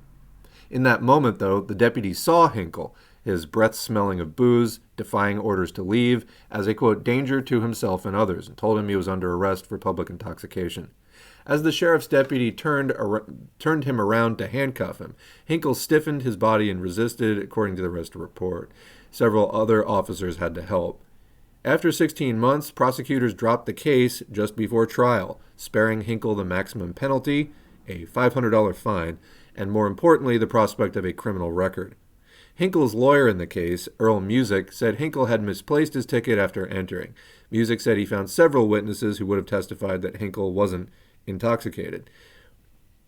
Okay. Prosecutors decided to withdraw the case after they had trouble finding witnesses to support the allegations, Music said. Quote, "He was completely innocent of that. They got pissed off at him for some reason and hung that charge on him." Hinkle stayed in Houston, where he'd bought a house and remarried until 2012, nearly 12 years after he'd arrived. It was his longest gap between promotions. Then, the Bureau of Prisons promoted him again and again in rapid succession. In 2013, Hinkle was made deputy captain of the federal prison complex in Forest City, Arkansas. A year later, he was the captain of the federal prison complex in Beaumont, Texas. In 2016, the agency promoted Hinkle to assistant administrator in the Correctional Programs Division at its Washington, D.C. headquarters, giving him a hand in setting policies and overseeing operations at all 122 federal prison facilities. In 2018, the Bureau of Prisons sent Hinkle to help run its newest and one of its most dangerous facilities, making him associate warden, second in command, at the federal penitentiary in Thompson, Illinois. Among his duties, overseeing staff sexual abuse training and compliance with the Federal Prison Rape Elimination Act. Then, in January 2020, literally it was alleged he was part of a sexual assault, but anyway. In January 2020, the agency sent Hinkle west as deputy regional director. Did they really have nobody who wasn't alleged to have been part of a sexual abuse in the guard staff? Mess up, move up. Hinkle's rise is a stark example of what Bureau of Prisons employees call the agency's mess up, move up policy, its tendency to promote and transfer troubled workers instead of firing them. Hinkle had never worked in the Western region before and had never been a warden, often a prerequisite for a top regional post. And yet there he was, appointed to help run 1/5 of the nation's federal lockups and given a $40,000 raise. This year, Hinkle is on pace to make $176,300, according to government data. That's even more than a congressperson. Employees say Hinkle has been a foul-mouthed bully who leads through fear and intimidation. I think that matches the profile. Inmates allege in court filings that on his watch they've been subjected to cowboys-style violence from correctional officer goon squads, roughing them up after a hunger strike at an Oregon federal prison. Hinkle has been accused of targeting employee whistleblowers, questioning the seriousness of the COVID-19 pandemic as it raged in federal prisons, defending the ex-Dublin warden charged with sexually abusing inmates, and in an ad hoc security policy, female workers say that he ordered them to take off their bras when they arrived for work. Quote, "I've never heard one positive thing about the guy," said Aaron McLaughlin, president of the union at the federal prison in Mendota, California. "Everybody says the same thing." He says that Hinkle is narcissistic and arrogant. So you've got prison workers union, not exactly, shining stars, angelic personalities themselves. Even they can't stand this guy and think he's a Nazi. McLaughlin said Hinkle sent a lieutenant to videotape union members protesting understaffing last year outside the Mendota prison. Union leaders at another federal prison in Harlong, California, said Hinkle threatened to discipline them for insubordination after they spoke up about staffing shortages. Union representatives have complained repeatedly to the Bureau of Prisons and Justice Department about Hinkle. They've written to Attorney General Merrick Garland and his top deputy, Lisa Monaco, pleading for his removal, and they've sought help from members of Congress. Representative Jackie Speier, Democrat from California, had her own hostile encounter with Hinkle when she visited Dublin in February. Her assessment, quote, "He's a thug." Speier said Hinkle was dismissive of Dublin's sexual abuse crisis, worrying more about the prison's reputation than the inmates, and he tried to block her from speaking one-on-one with the women who had reported abuse. Quote, "The lens through which he looked at the issue wasn't that this was some horrible cultural rot. It was that it was an embarrassment," Speier said. "I think he's risen through the ranks by being part of the team. Team player, I guess you could say. He came off as arrogant. He just really didn't get it." The Bureau of Prisons. So again, now I want to see the report on the people promoting him, because they're obviously even bigger pieces of shit. The Bureau of Prisons made Hinkle acting warden at Dublin in January after former warden Ray Garcia and several other workers were arrested for sexually abusing inmates. Garcia was convicted Thursday after a week-long trial. Hinkle told Dublin staff that he was there to help the prison, quote, "regain its reputation," but employees say that his 2 months in charge left the facility even more tattered. They say that Hinkle attempted to silence an employee whistleblower and even threatened to close the prison if workers kept speaking up about misconduct. Employees say that Hinkle met alone with a female worker who filed a harassment complaint against a prison manager, a violation of established protocols that gave the appearance that he was trying to keep her quiet. Afterward, the woman said that she felt blindsided and was reluctant to proceed. The episode led to rare public condemnation from the Justice Department. I mean, they need the system. They don't want to be out there criticizing their, gulag system extensively, which, by the way, is far more extensive than anything that the USSR ever had. They need the system, and they need people to, if not believe that it's good, at least not think about it. So for them to condemn it publicly, rare indeed. It said in a March statement, these allegations, if true, are abhorrent. Employees say Hinkle also showed little sense of the crisis that brought him to Dublin, wrongly claiming to workers that what Garcia was accused of was consensual sex, even though the law, which he oversaw training on at Thompson, is clear that no such thing exists between inmates and prison workers. Comment why? Because of the power gradient. With that kind of power disparity, it cannot be consensual. Hinkle left Dublin at the end of February, returning to his deputy regional director duties while a new permanent warden took over. A week later, Carvajal was at the prison, pledging to look into employees' concerns about how Hinkle kept getting promoted instead of fired. Ending the article, nevertheless, on June 10, Carvajal sent a memo to Bureau of Prisons staff announcing that he was promoting Hinkle to acting Western Regional Director indefinitely. Rios, the regional director, was on leave for a family emergency and not expected back, but the agency said she returned in late September, bumping Hinkle back to deputy regional director. And that's where he remains, at least for now. Under Justice Department policy, Hinkle must retire next May when he turns 57, and that, said Hinkle, is precisely what he plans to do. I mean, effectively getting away with all of it. So, just make a note here, and we'll go back into the chat for a little while. We have one more article. I think we can cover it today. So they noted that was part of an ongoing, journalistic investigation that they were doing, and I want to maybe look at other parts of that. Before we go back into the chat, let's just take a minute to thank the patrons. Patreon.com/Socialism for All is where these fine folks got their names on the screen. You can head there too if you'd like to support. I would make content even if nobody supported, but I wouldn't be able to spend as much time on it. So these donations are encouraging and materially helpful, so I appreciate that a lot. Again, patreon.com/Socialism for All. We don't run ads or sponsorships or anything on the channel. So again, this support is important. Then beyond that, engagement counts, whether you're a patron or not. Like, share, subscribe, comment. That helps YouTube to recommend this content to other people. Channel has been growing consistently month to month, and we want to see that continue to grow. So appreciate everybody's involvement and support in the many different ways that people do. And if you like the channel, of course, thank me, but thank a patron. Thank everybody who's contributing in all the various ways that they do. All right. So let's go back into the chat for a bit here.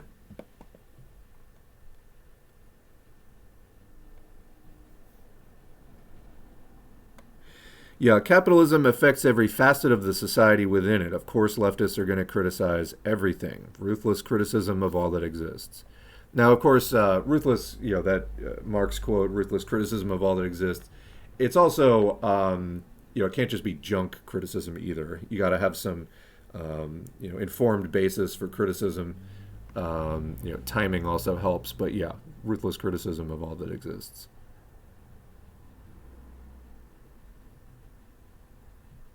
In other words, not holding back to, not step on toes kind of a thing.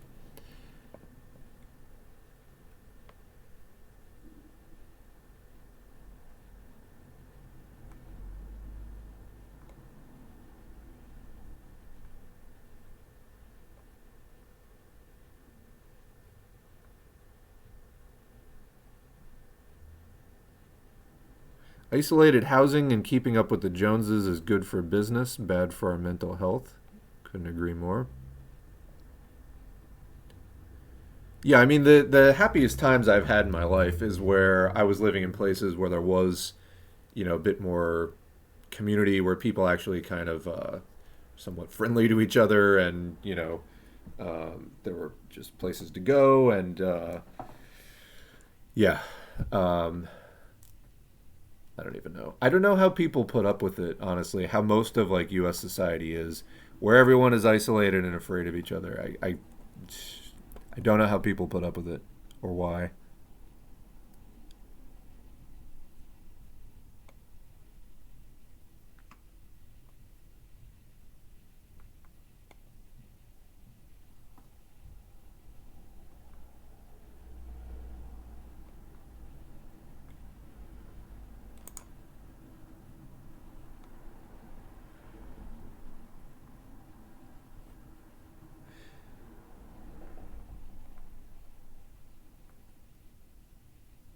People really have to internalize the fact that the prison system is the continuation of chattel slavery. That was, of course, the system where people were owned as property. 25% of the world's prison population, with 5 times disproportionate representation among black Americans compared to their white counterparts. Yeah, absolutely. The entire criminal justice system is deeply racist, for sure. Private prisons who do unpaid labor and whose lives are constantly taken advantage of in the prison system. Prison abolition is the only way forward. Rehabilitation is possible and necessary for actually violent offenders, but crime and poverty is perpetuated for the profits of the big bourgeoisie, like the military industrial complex and prison industrial complex. Yeah, we could have an entirely different system. And there are many people. I don't work specifically, on that field so much. I'm not like current with all of the, latest things that people have written. But there's people who study that system and are much more expert in it. We could have a dramatically different system than we have in the U.S. There's absolutely no need for it, and any kind of, quote like. Well, any of the reasons that are given specifically to have it. It's just part of a society where they need to maintain a giant underclass treated terribly, where people are just terrorized and treated like property, etc. I mean, that's what it's a part of. It's not effective at like preventing crime or anything of that sort. It's actually really horrifically bad for people who go through that system.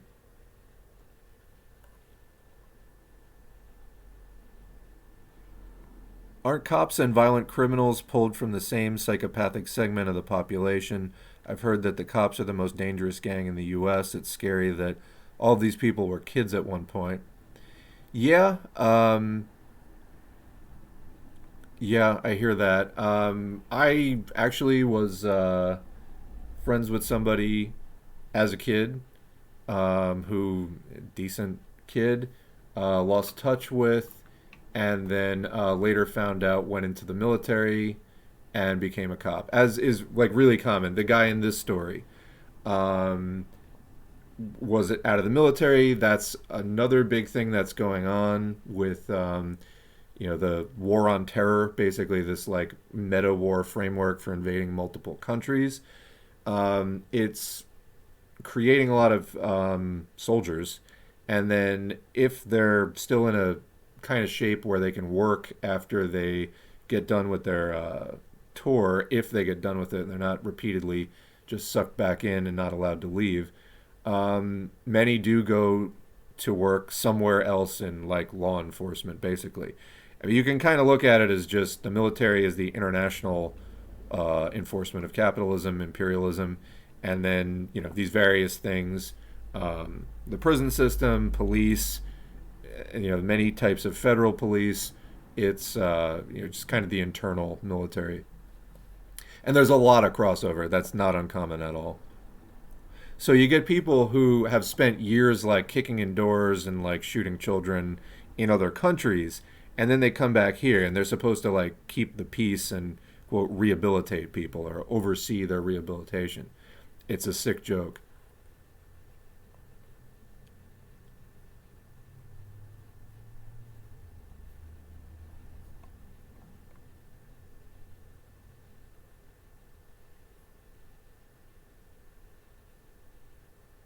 Have I seen any of the documentaries about the LAPD gangs? I know I've done readings, but I haven't. Can you recommend some documentaries?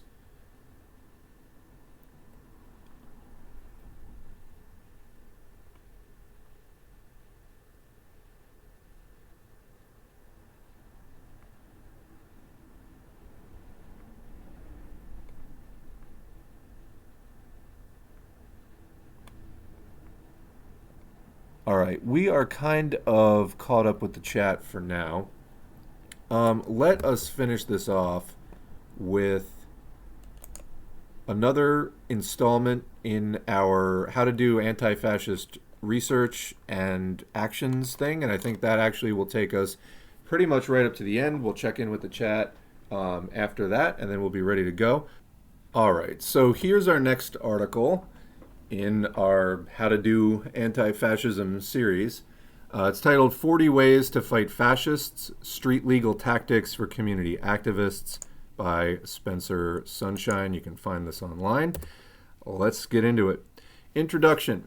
In January 2017, alt-right leader Richard Spencer was punched in the face during a demonstration, and the video of the incident went viral.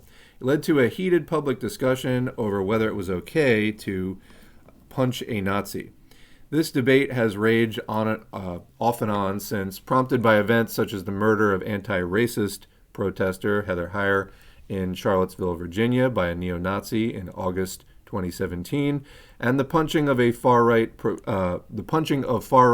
provocateur Andy Ngo at a June 2019 event in Portland, Oregon. Later that year, Republican Senator Ted Cruz co-sponsored a bill which sought to label punching Nazis as, quote, domestic terrorism.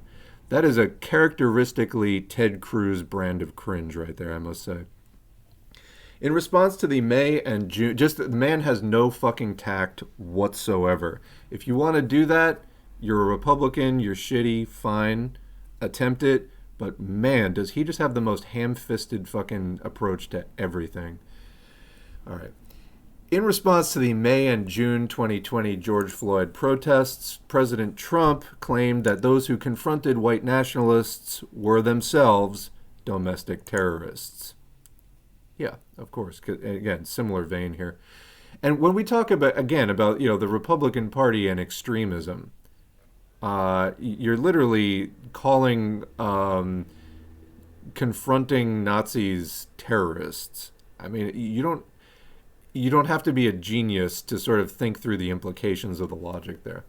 In reality, the vast majority of the work involved in countering the far right is perfectly legal. However, these condemnations have worked to dissuade people from using the many legal, community-based actions available to fight white nationalists.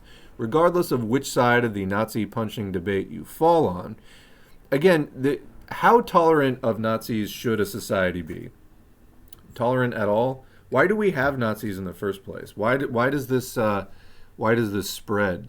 So again, we covered this earlier. Capitalism needs fascism, but it's like those kinds of questions that I was just throwing out there. It's like, do people even stop to consider them? Anyway, regardless of which side of the Nazi punching debate you fall on, and again, it's just like, let's debate whether you should punch Nazis or not like where did they come from, why should we have any Nazis at all. This guide will walk you through 40 legal, practical grassroots actions that you can take to act against fascism and the far right. These actions, the majority of which are available to people of all backgrounds, identities, and skill levels, will help to contain far-right organizing and prevent or mediate the damage it inflicts on our communities. They present a diversity of tactics intended to raise the cost of participation in far-right politics. Note of warning, however, far-right organizers are very aggressive, and you will have to play hardball against them. Do not hesitate to use all the options at your disposal while also safeguarding yourself and your community. Remember, they are not shy about using violence to achieve their goals. Terms used in this guide. The first edition of this guide, and let me just throw in there, Richard Spencer did say he stopped doing his speaking tours because the cost of doing them was too high. People were showing up in droves to protest, and it just made it too difficult. So he stopped. So there you go. It works. The first edition of this guide was published in August 2018 as 40 Ways to Fight Nazis, 40 community-based actions you can take to resist white nationalist organizing. It noted that the tactics presented were specifically designed to be used against white nationalists, the most openly bigoted end of the far right. But there are also many other far-right groups within politics that are similar to or aligned with white nationalists. These other groups stop short of embracing an explicitly racist worldview, instead using coded language to express their bigotry. Many of them allow people of color, Jews, and gay men to join, but they usually espouse virulently Islamophobic, anti-immigrant, transphobic, and misogynistic views. This is common in European neo-fascism right now. Typically, this is wrapped in ultra-nationalist patriotism and draped over a foundation of authoritarianism. In other words, whatever methods the state needs to maintain capitalism in the face of worker uprising, whatever, then these fascists will be there for that. These other far-right factions include patriot movement groups and militias like the Oath Keepers and Three Percenters, alt-right groups like the Proud Boys and the American Guard, Patriot Prayer, which has a foot in both of these camps, and the patriarchal men's rights activists. Members of these groups, in turn, associate with overtly white nationalist, Christian theocratic, homophobic, transphobic, and anti-Semitic groups. When this guide refers to the far right, it uses that as an umbrella term to refer to both white nationalists and those other groups, including the Proud Boys and the American Guard. They may not have perfectly aligned ideologies, but they all embrace a worldview that regards human inequality as natural and desirable. Because remember, lobsters, Jordan Peterson told me. And they all rely on demonizing others, with a resulting hierarchy that might be based on race, ethnicity, gender, religion, or political affiliation.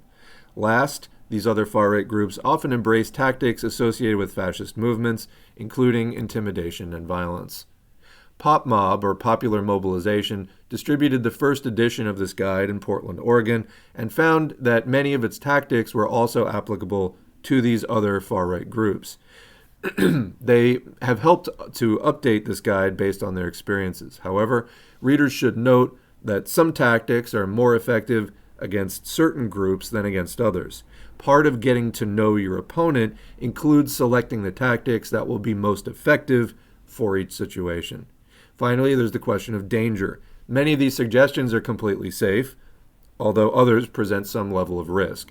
The most dangerous position is to be an activist who is publicly outspoken about their opposition to the far right and easily identifiable. If this is you, be sure to lock down your digital and real-life security, ensure that family members are not in vulnerable positions, and discuss safety plans with those close to you.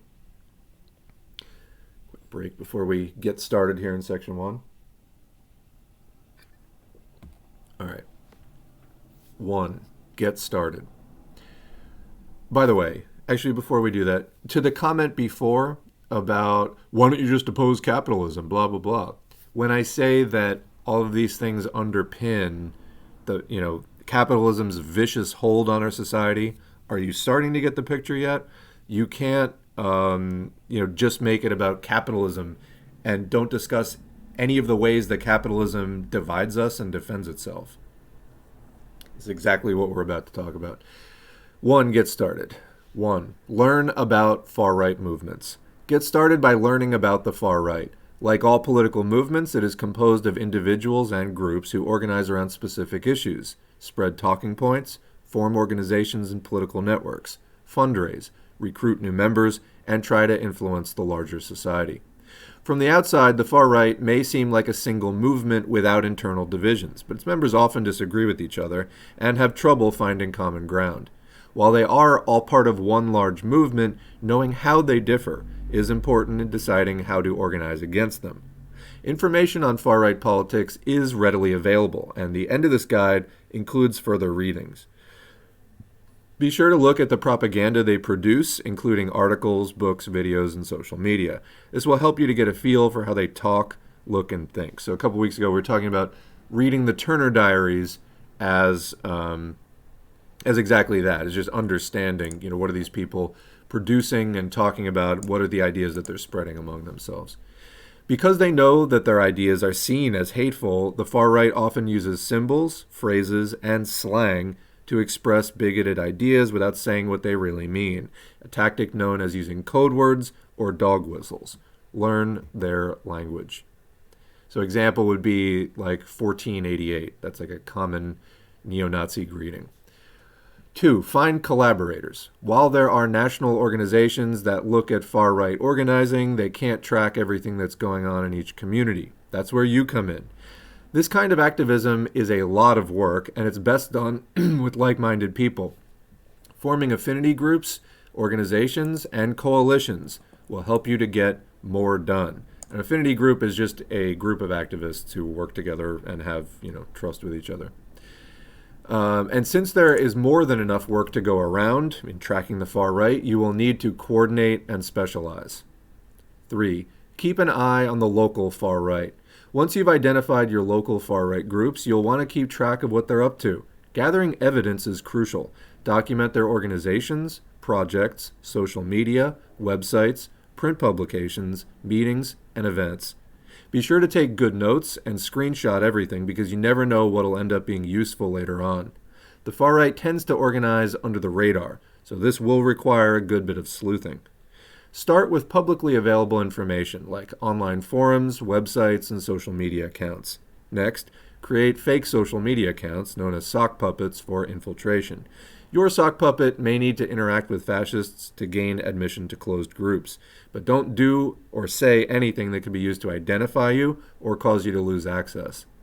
Collect information like names, pictures, home addresses, jobs, social media accounts, criminal records, organizational affiliations, and political events they've attended. Monitor their presence at rallies, and when possible, identify those who show up. See number 29 for more on this. But in your day-to-day life, keep a low profile and don't make it known that you're doing this work, even if you eventually plan to go public. This is true even if you're already publicly known as a progressive activist. Don't reveal your new line of work unless necessary. Anonymity will enhance your ability to collect information and help protect your safety. Section 2, take action. 4, release your research. Although white nationalists are significantly more mainstream than they were just a few years ago, Trump famously declared them very fine people, outing fascists still has a direct impact on their lives. There are a few different ways you can do this. Sometimes it only takes a few strategically placed flyers or a brief phone campaign to cost a fascist their job. Some groups that track the far right maintain blogs where they release information, either as it's collected or after events. Other groups release annual reports of far-right activity in their area. Alternately, you can keep your work quiet and release the information directly to local journalists. This keeps your own presence under the radar, and articles in mainstream publications usually have greater impact than information released directly by activists. Although again, if you're contacting journalists, still protect your identity. 5, remove and replace far-right propaganda. Don't let the far right have any ground. They often put up flyers and stickers on or near college campuses, residential neighborhoods, religious congregations, and music venues. Always be on the lookout for far-right propaganda and immediately remove it, ideally replacing it with your own messaging. This lets the far right know that the community won't look the other way while communicating to targeted groups that allies have their back. Even in areas where the far right has a lot of support, make sure you keep a presence there. Remember that no community is politically monolithic. Whenever possible, aid efforts to push back fascism that originate from inside those communities. So again, that would be spontaneous resistance to the far right. Communists want to aid, encourage, and help guide that. For example, before a fascist rally, flyer those who live and work nearby about the upcoming event. You can also use this as an opportunity to go door to door to talk with people. Be as kind, courteous, and genuine as possible. 6. Push public groups to oppose fascism. Identify the institutions, community groups, and professional organizations that the far right is targeting for recruitment. Push these groups to speak out against fascism generally and local groups specifically. Example, in 2018, the Sioux Falls AFL-CIO Union amended their constitution to explicitly exclude fascists. It read, No individual shall be eligible to serve as an officer, member of the executive board or committee, or other governing body, or any committee of, or as a delegate from, or as a representative, agent, or employee of this body who is a member of any fascist or white supremacist organization, or who consistently pursues policies and or activities directed towards the purposes of any fascist or otherwise white supremacist ideology. Comment, do they still do that about communists too? I mean, it's nice that they finally caught up in 2018 with the fascists, but yeah, this would be common sense for sure. 7, make it difficult for far-right groups to meet. The First Amendment of the U.S. Constitution guarantees that the government cannot interfere with protected speech, but private citizens have no legal obligation to let fascists use their property. And you also have a First Amendment right to call on conference spaces, concert and lecture halls, galleries, and restaurants, and ask them to refuse rentals to bigoted groups. Sometimes these venues will refuse to nix a booking out of greed. In this case, organize a call-in campaign to push for a cancellation. If necessary, threaten a boycott. Be sure to follow through if the space allows the event to be held. After one local venue experiences the fallout from a large boycott, in the future, other venues will be easier to convince. Offer support to businesses that choose to do the right thing. Public praise is a good place to start, but you can help them in other ways too. If far-right groups make threats after the event is canceled, offer escorts to cars and at bus stops for the employees who close up.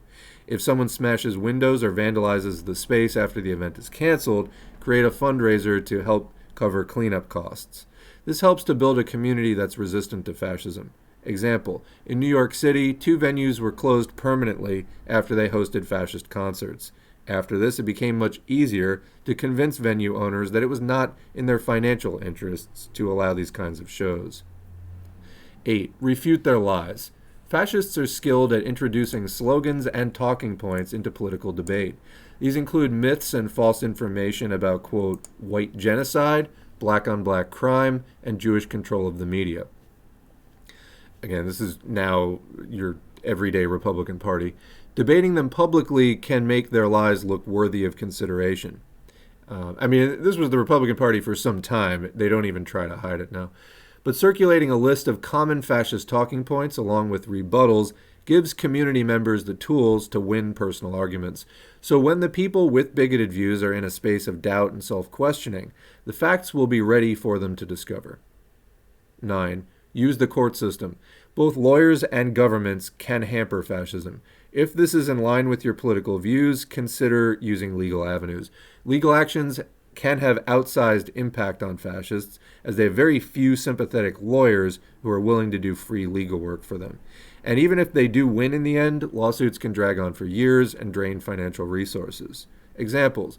For a period of time, Richard Spencer's National Policy Institute lost its nonprofit status after it failed to file the required paperwork. The Southern Poverty Law Center has successfully sued and bankrupted several major white nationalist groups, including winning a $14 million lawsuit against neo-Nazi propagandist Andrew Anglin in 2019. And as of June 2020, Sines v. Kessler, a major lawsuit against the organizers of the 2017 Unite the Right rally in Charlottesville, was still awaiting trial. But it has already caused the resignation of Jeff Schoep from the National Socialist movement, which he had led for a quarter of a century, and the lawsuit has pushed others, including Richard Spencer, into relative silence and ongoing financial difficulty. 10. Expose fascists at home and work. After identifying key far-right activists, especially organizers and members with violent histories, find out where they work and live. Call their boss and pressure them to fire the fascist in their midst. Notify their neighbors with flyers, letters, and door-knocking campaigns. Ask local businesses to refuse to serve them. You can also hold home demonstrations, a tactic that was used against Nazi war criminals living in the United States. Example, one of Richard Spencer's collaborators, Jeff Dietz, was outed in November 2019. Activists flyered the block he worked on in Brooklyn and spread the information online. Within days, his office closed, and he was even booted out of his band. 11. Deplatform fascism online. Political movements need financial platforms such as Stripe, Venmo, and PayPal to take donations, as well as social media platforms to keep a fan base. Just as with physical spaces, online platforms have no obligation to accept the far right as clients, and they can be pressured to do the right thing. Example, after Twitter, Instagram, Facebook, Venmo, PayPal, plus the entire country of Australia banned far-right poster child Milo Yiannopoulos, he admitted he could no longer make money off talks, and as of late 2019 was $4 million in debt. It's a lot of debt. The revelation that he had directly coordinated with fascists on his famous Breitbart article popularizing the alt-right ended up blowing back on billionaire Robert Mercer, who had funded Yiannopoulos. Amid the ensuing scandal, Mercer resigned as co-CEO of his hedge fund.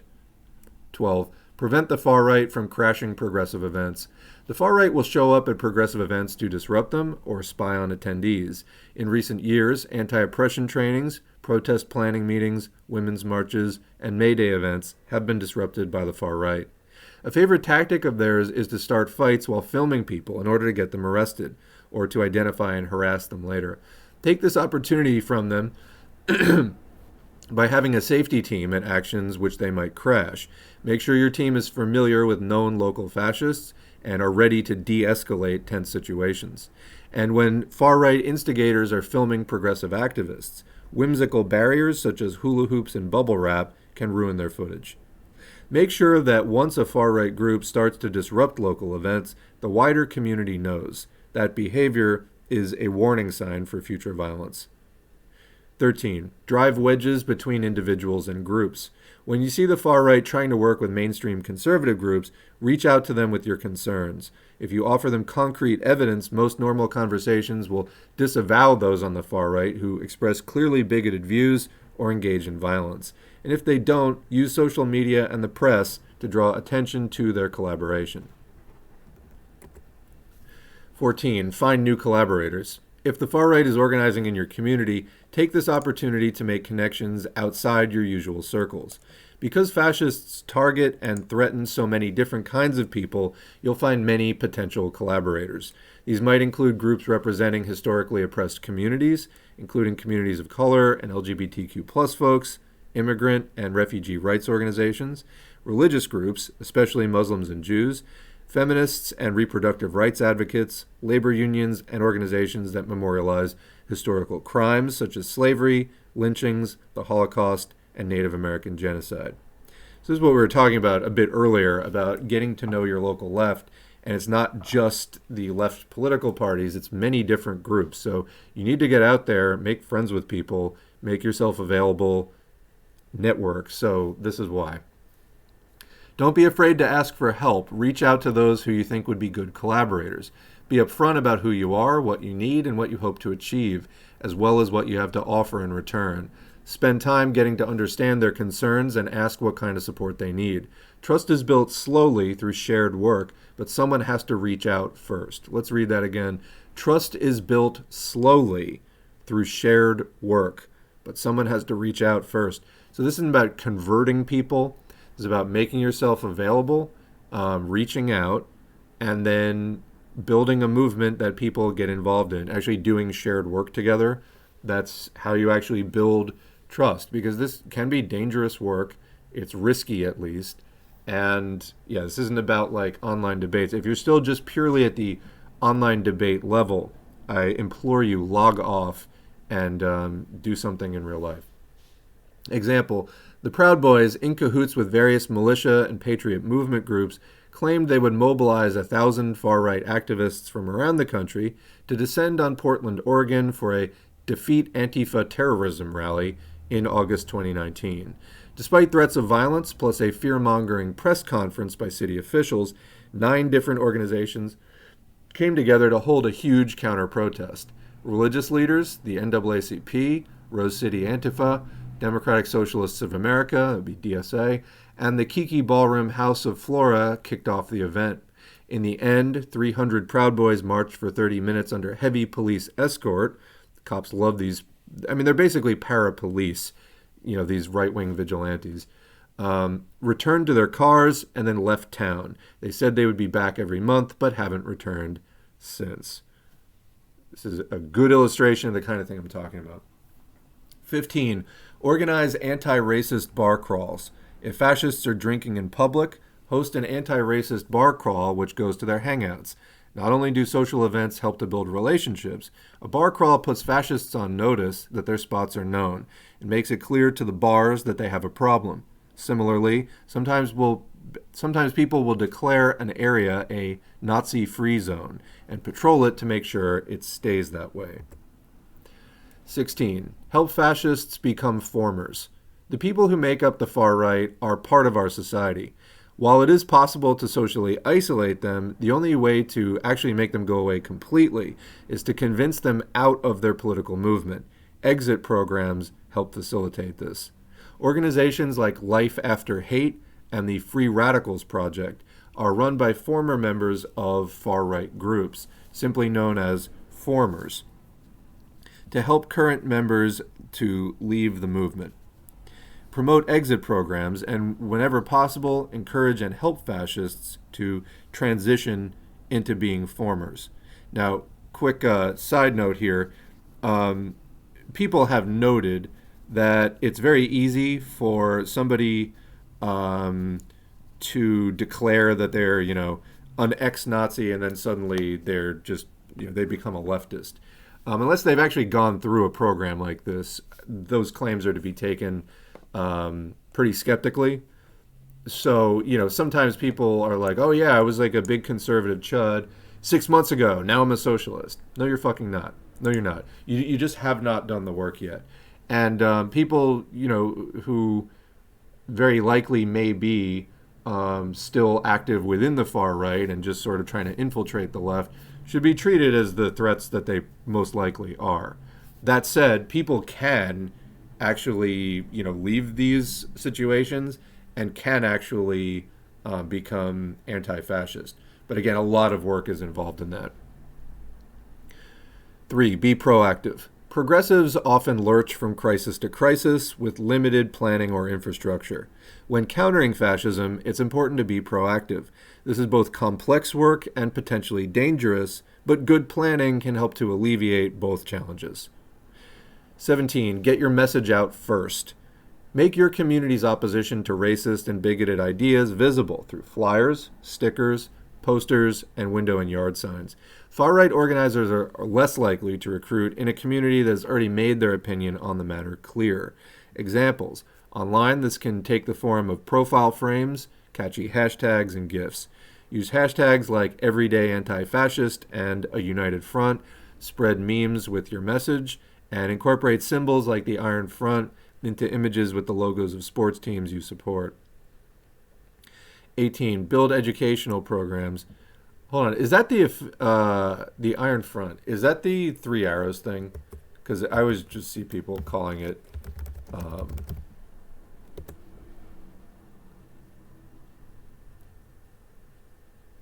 loading. Yes, it is the 3 arrows thing. So that's also anti-communist, so that's kind of bullshit. So because the 3rd arrow is anti-communism.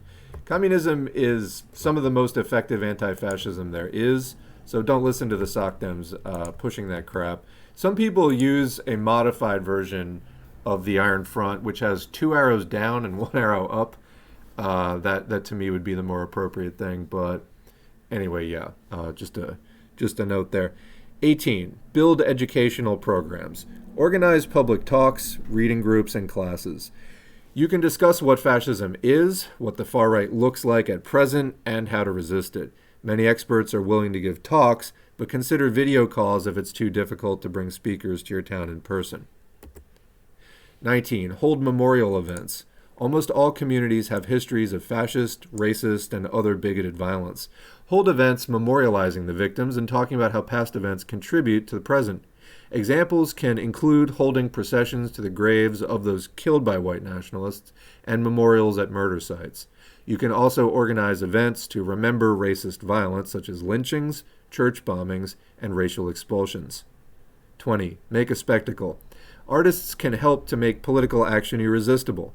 Ask for their help in donating art for fundraisers and making beautiful flyers. Recruit musicians and dancers to come to protests. Counter fascist messaging by being more vibrant, more interesting, and more approachable than they are. Make your actions into the party everyone wants to be at.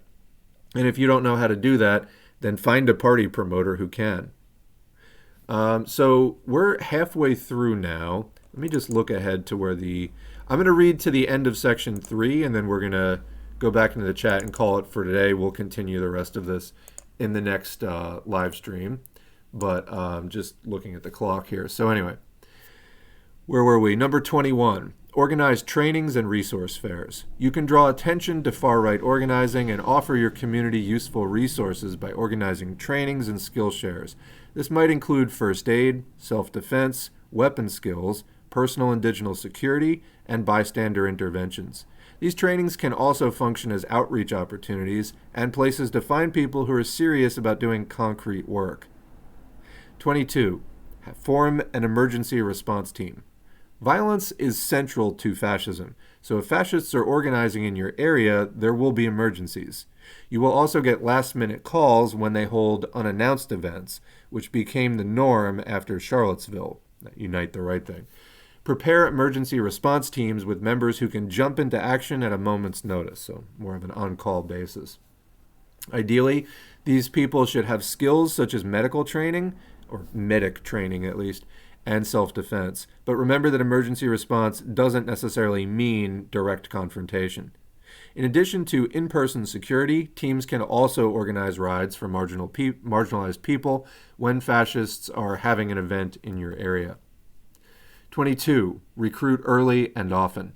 There is no one way to oppose fascism. The broader and more skilled the groups and coalitions you can build, the better. Make sure you recruit folks with certain skills ahead of time rather than scrambling to find them when it's already urgent. There's always a need for graphic designers, therapists, lawyers, journalists, translators, techies, and licensed security guards. Many people aren't able to be on the front lines, but they might give a doxed activist a dramatic haircut or professionally paint a car. Doxing is making a person's information public in an attempt to call attention to them for political or other reasons. This might include their picture, home and work info, social media accounts, organizational affiliations, and other details. These examples of activism can feel like small contributions, but they can provide critical layers of safety when fascists are looking for them. 24. Fundraise before you need it. All political movements need money. This could be for transportation, art supplies, advertising, lawyers, or bail. And since it's always better to have the money already in hand when the need arises, be sure to fundraise before it's required. Example, fascist rallies can be turned into pledge drives. Donors can pledge per attendee or per mile walk, thereby turning a bad day into a good one. In coalition with 9 other groups, Pop Mob was able to raise more than $36,000 for Causa Oregon, an immigrants' rights organization, during an August 2019 Proud Boys March in Portland, Oregon. So we're going to hold it there today. I'm going to swing back to the chat for a minute here because we have been going for quite a while. We will finish this in the next stream, probably on Wednesday next week. Let's see what day of the week. Yeah, 28th. That'll work. So we'll be back at that time. But before we go, let's check in with the chat. I'm sure that there are some interesting things going on in there now. And I did want to reply to another comment that I saw above. This was one of the comments that we had a bit more of a disagreement and pushback with earlier. So this was the person who's generalizing about leftism. So they're saying, yes, capitalism touches everything. So does racism, so does sexism, so does xenophobia, and on and on. But you have to give your mission focus. Okay, stop. So it's not just that capitalism touches everything and so does racism and sexism and on and on. They are connected to each other in a very profoundly direct way. You just cannot, and so we're getting this chiding about giving the mission focus. So this is a frankly idiotic complaint, because anyone actually familiar with organizations know that they do generally specify what the organization is about. And if something needs to be specialized off of something else, then they will make a separate organization for it, which may, have some link to the parent organization, but it does get more specific as needed.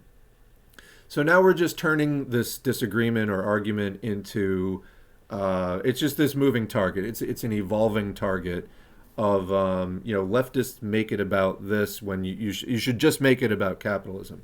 Well, now are you talking about organizations? What the fuck are you talking about?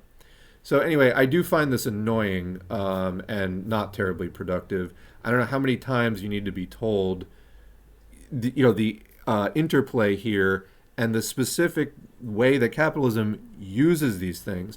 So if you're going after capitalism, if you're not prepared to also confront racism, capitalism is going to get the better of you. If you're not prepared to also confront sexism, capitalism is going to get the better at you, and you're not going to be an even remotely effective anti-capitalist, okay? So there's plenty of people right now doing this kind of pushback, this like insane class reductionism, where they don't need to know about anything else, and oftentimes this is sort of right-wing infiltration into, we have people trying to call themselves Marxist or socialist or communist right now who are really neo-fascist. And this is one of the things that they do. And I can't fucking stand it. And so this needs to be dissected a bit. And I don't even know where the rest of this comment is going. You really need to just think most of the rest of this over before commenting again. I'm not really appreciating these contributions here. You're way off the mark. You're way off the mark. All right, where were we now? Back on the prison discussion, are there certain dangerous people that do need to be kept separate from the population? Yes. Is it the majority of people who are currently being, held in the prison system? Not really, no. So yeah, there are many different ways we could handle the system a lot better. Probably, though, there are still going to be individuals who are just super dangerous, no matter what the mode of production is. And that happens for a number of different reasons. I mean, there's treatment available for such people, but in the meantime, they can still be really dangerous to people around them. All right.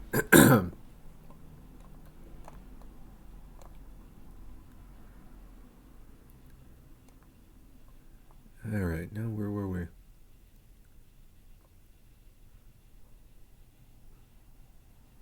As far as the NSA, what are we talking about here?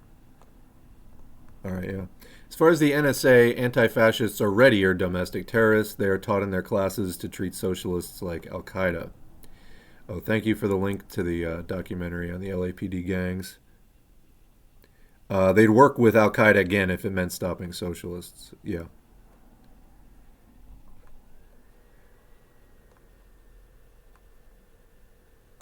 What's going on with the chat here? It's jumping all around on me.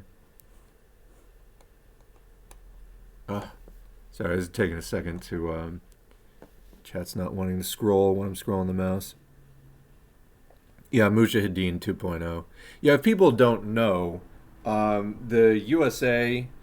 propped up religious fundamentalists in Afghanistan to fight the USSR. This later, well, let's just say they stuck around after that and then reappeared in the War on Terror.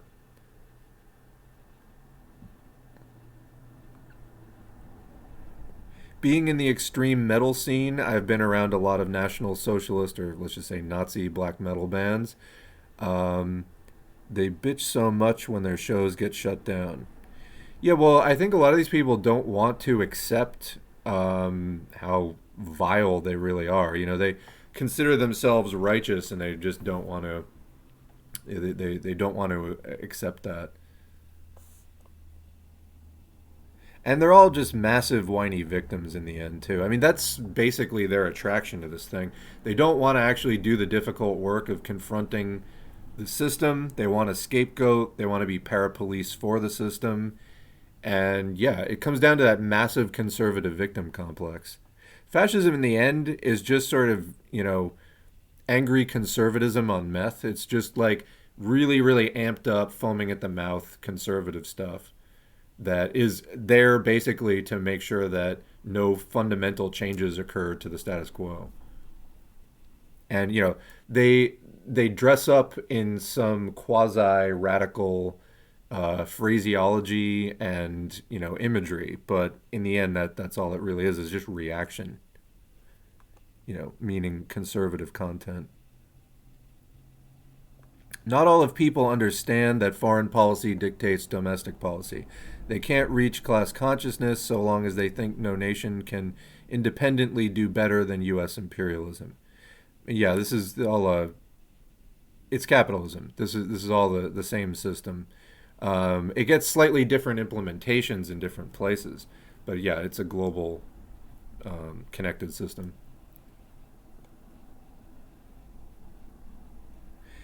I'm remembering the time when I went to a punk venue in my city and saw someone wearing a Nordic cross button on his leather jacket. A mass beating ensued. Jumping boneheads at punk shows was a part of growing up.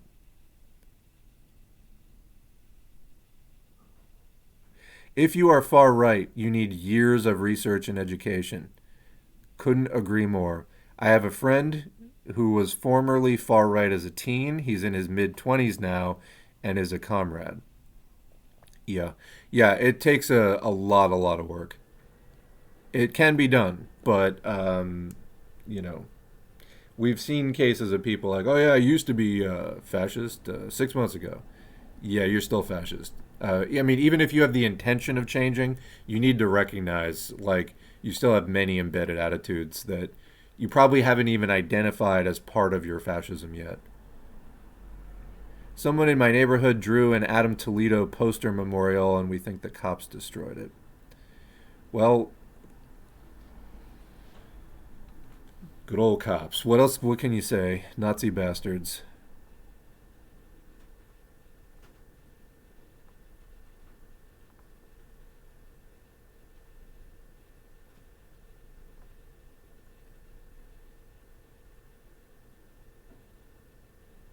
So on Facebook, this one dude I know from a while back is now super pro Kanye West. Very serious person, clearly. I mean, whatever's going on with Kanye West's politics, obviously being influenced by the fact that he's surrounded by extremely rich right wing people. Um, just the anyway, I'm not even going to go there, but anyway, the person shared a picture of some sweater with a swastika on it, but it's slightly edited to spell yay at an angle. This level of shit from people I thought I knew just melts my brain cells. Yeah, what's even motivating that at this point? It's like, do people really think this is all just a big joke or something? Because I think a lot of people are just in denial about what is reality at this point. Didn't the skinheads steal the look from FSU out of Philadelphia? So yeah, people may not be aware that not all skinheads are racist. So there's like an organization, Sharp, Skinheads Against Racial Prejudice. Um, so yeah,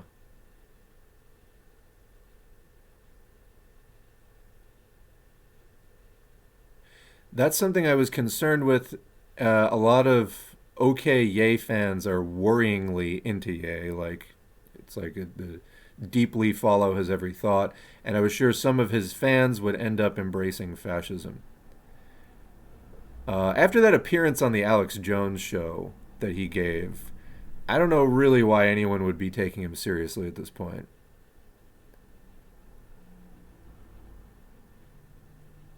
At a certain point, reducing violence requires reshaping how we form community and hold people accountable. I come from a place with a different style or organization that has resisted capitalism for so long. Um, okay. I'm totally shocked by how many people are standing by Kanye West. Saw a video on TikTok supporting him with like 75,000 likes.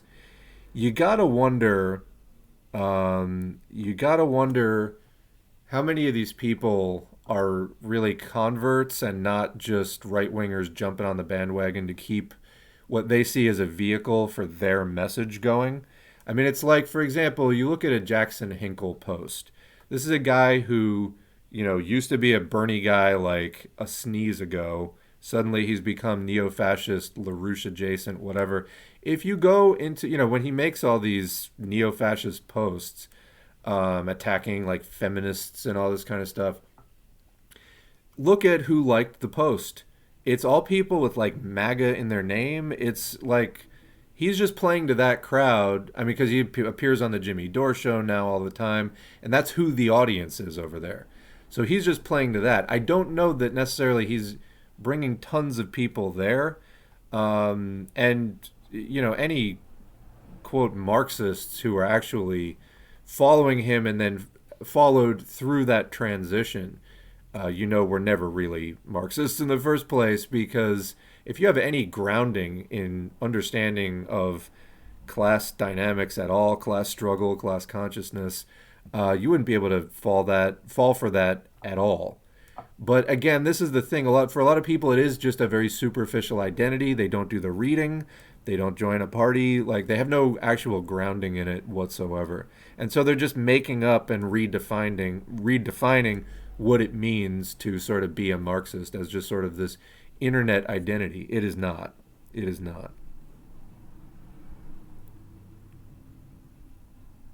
All right, we're going to leave it at that for today. And I want to thank everybody who showed up in the Twitch, pretty much everybody anyway. And you all helped to make this stream what it is. And everyone listening on YouTube after the fact. We're a little bit late this week in posting the streams, but it's just been a busy week for me. There will definitely be more audiobooks coming this weekend as well. So stay tuned for that. But yeah, hang in there. Winter is here. And like I was saying the other day, slow down, pace yourself. It's winter. Don't burn out. Go with the nature, slow down a bit, and, don't get crazy sick, especially don't get COVID. All right, we will see you next time.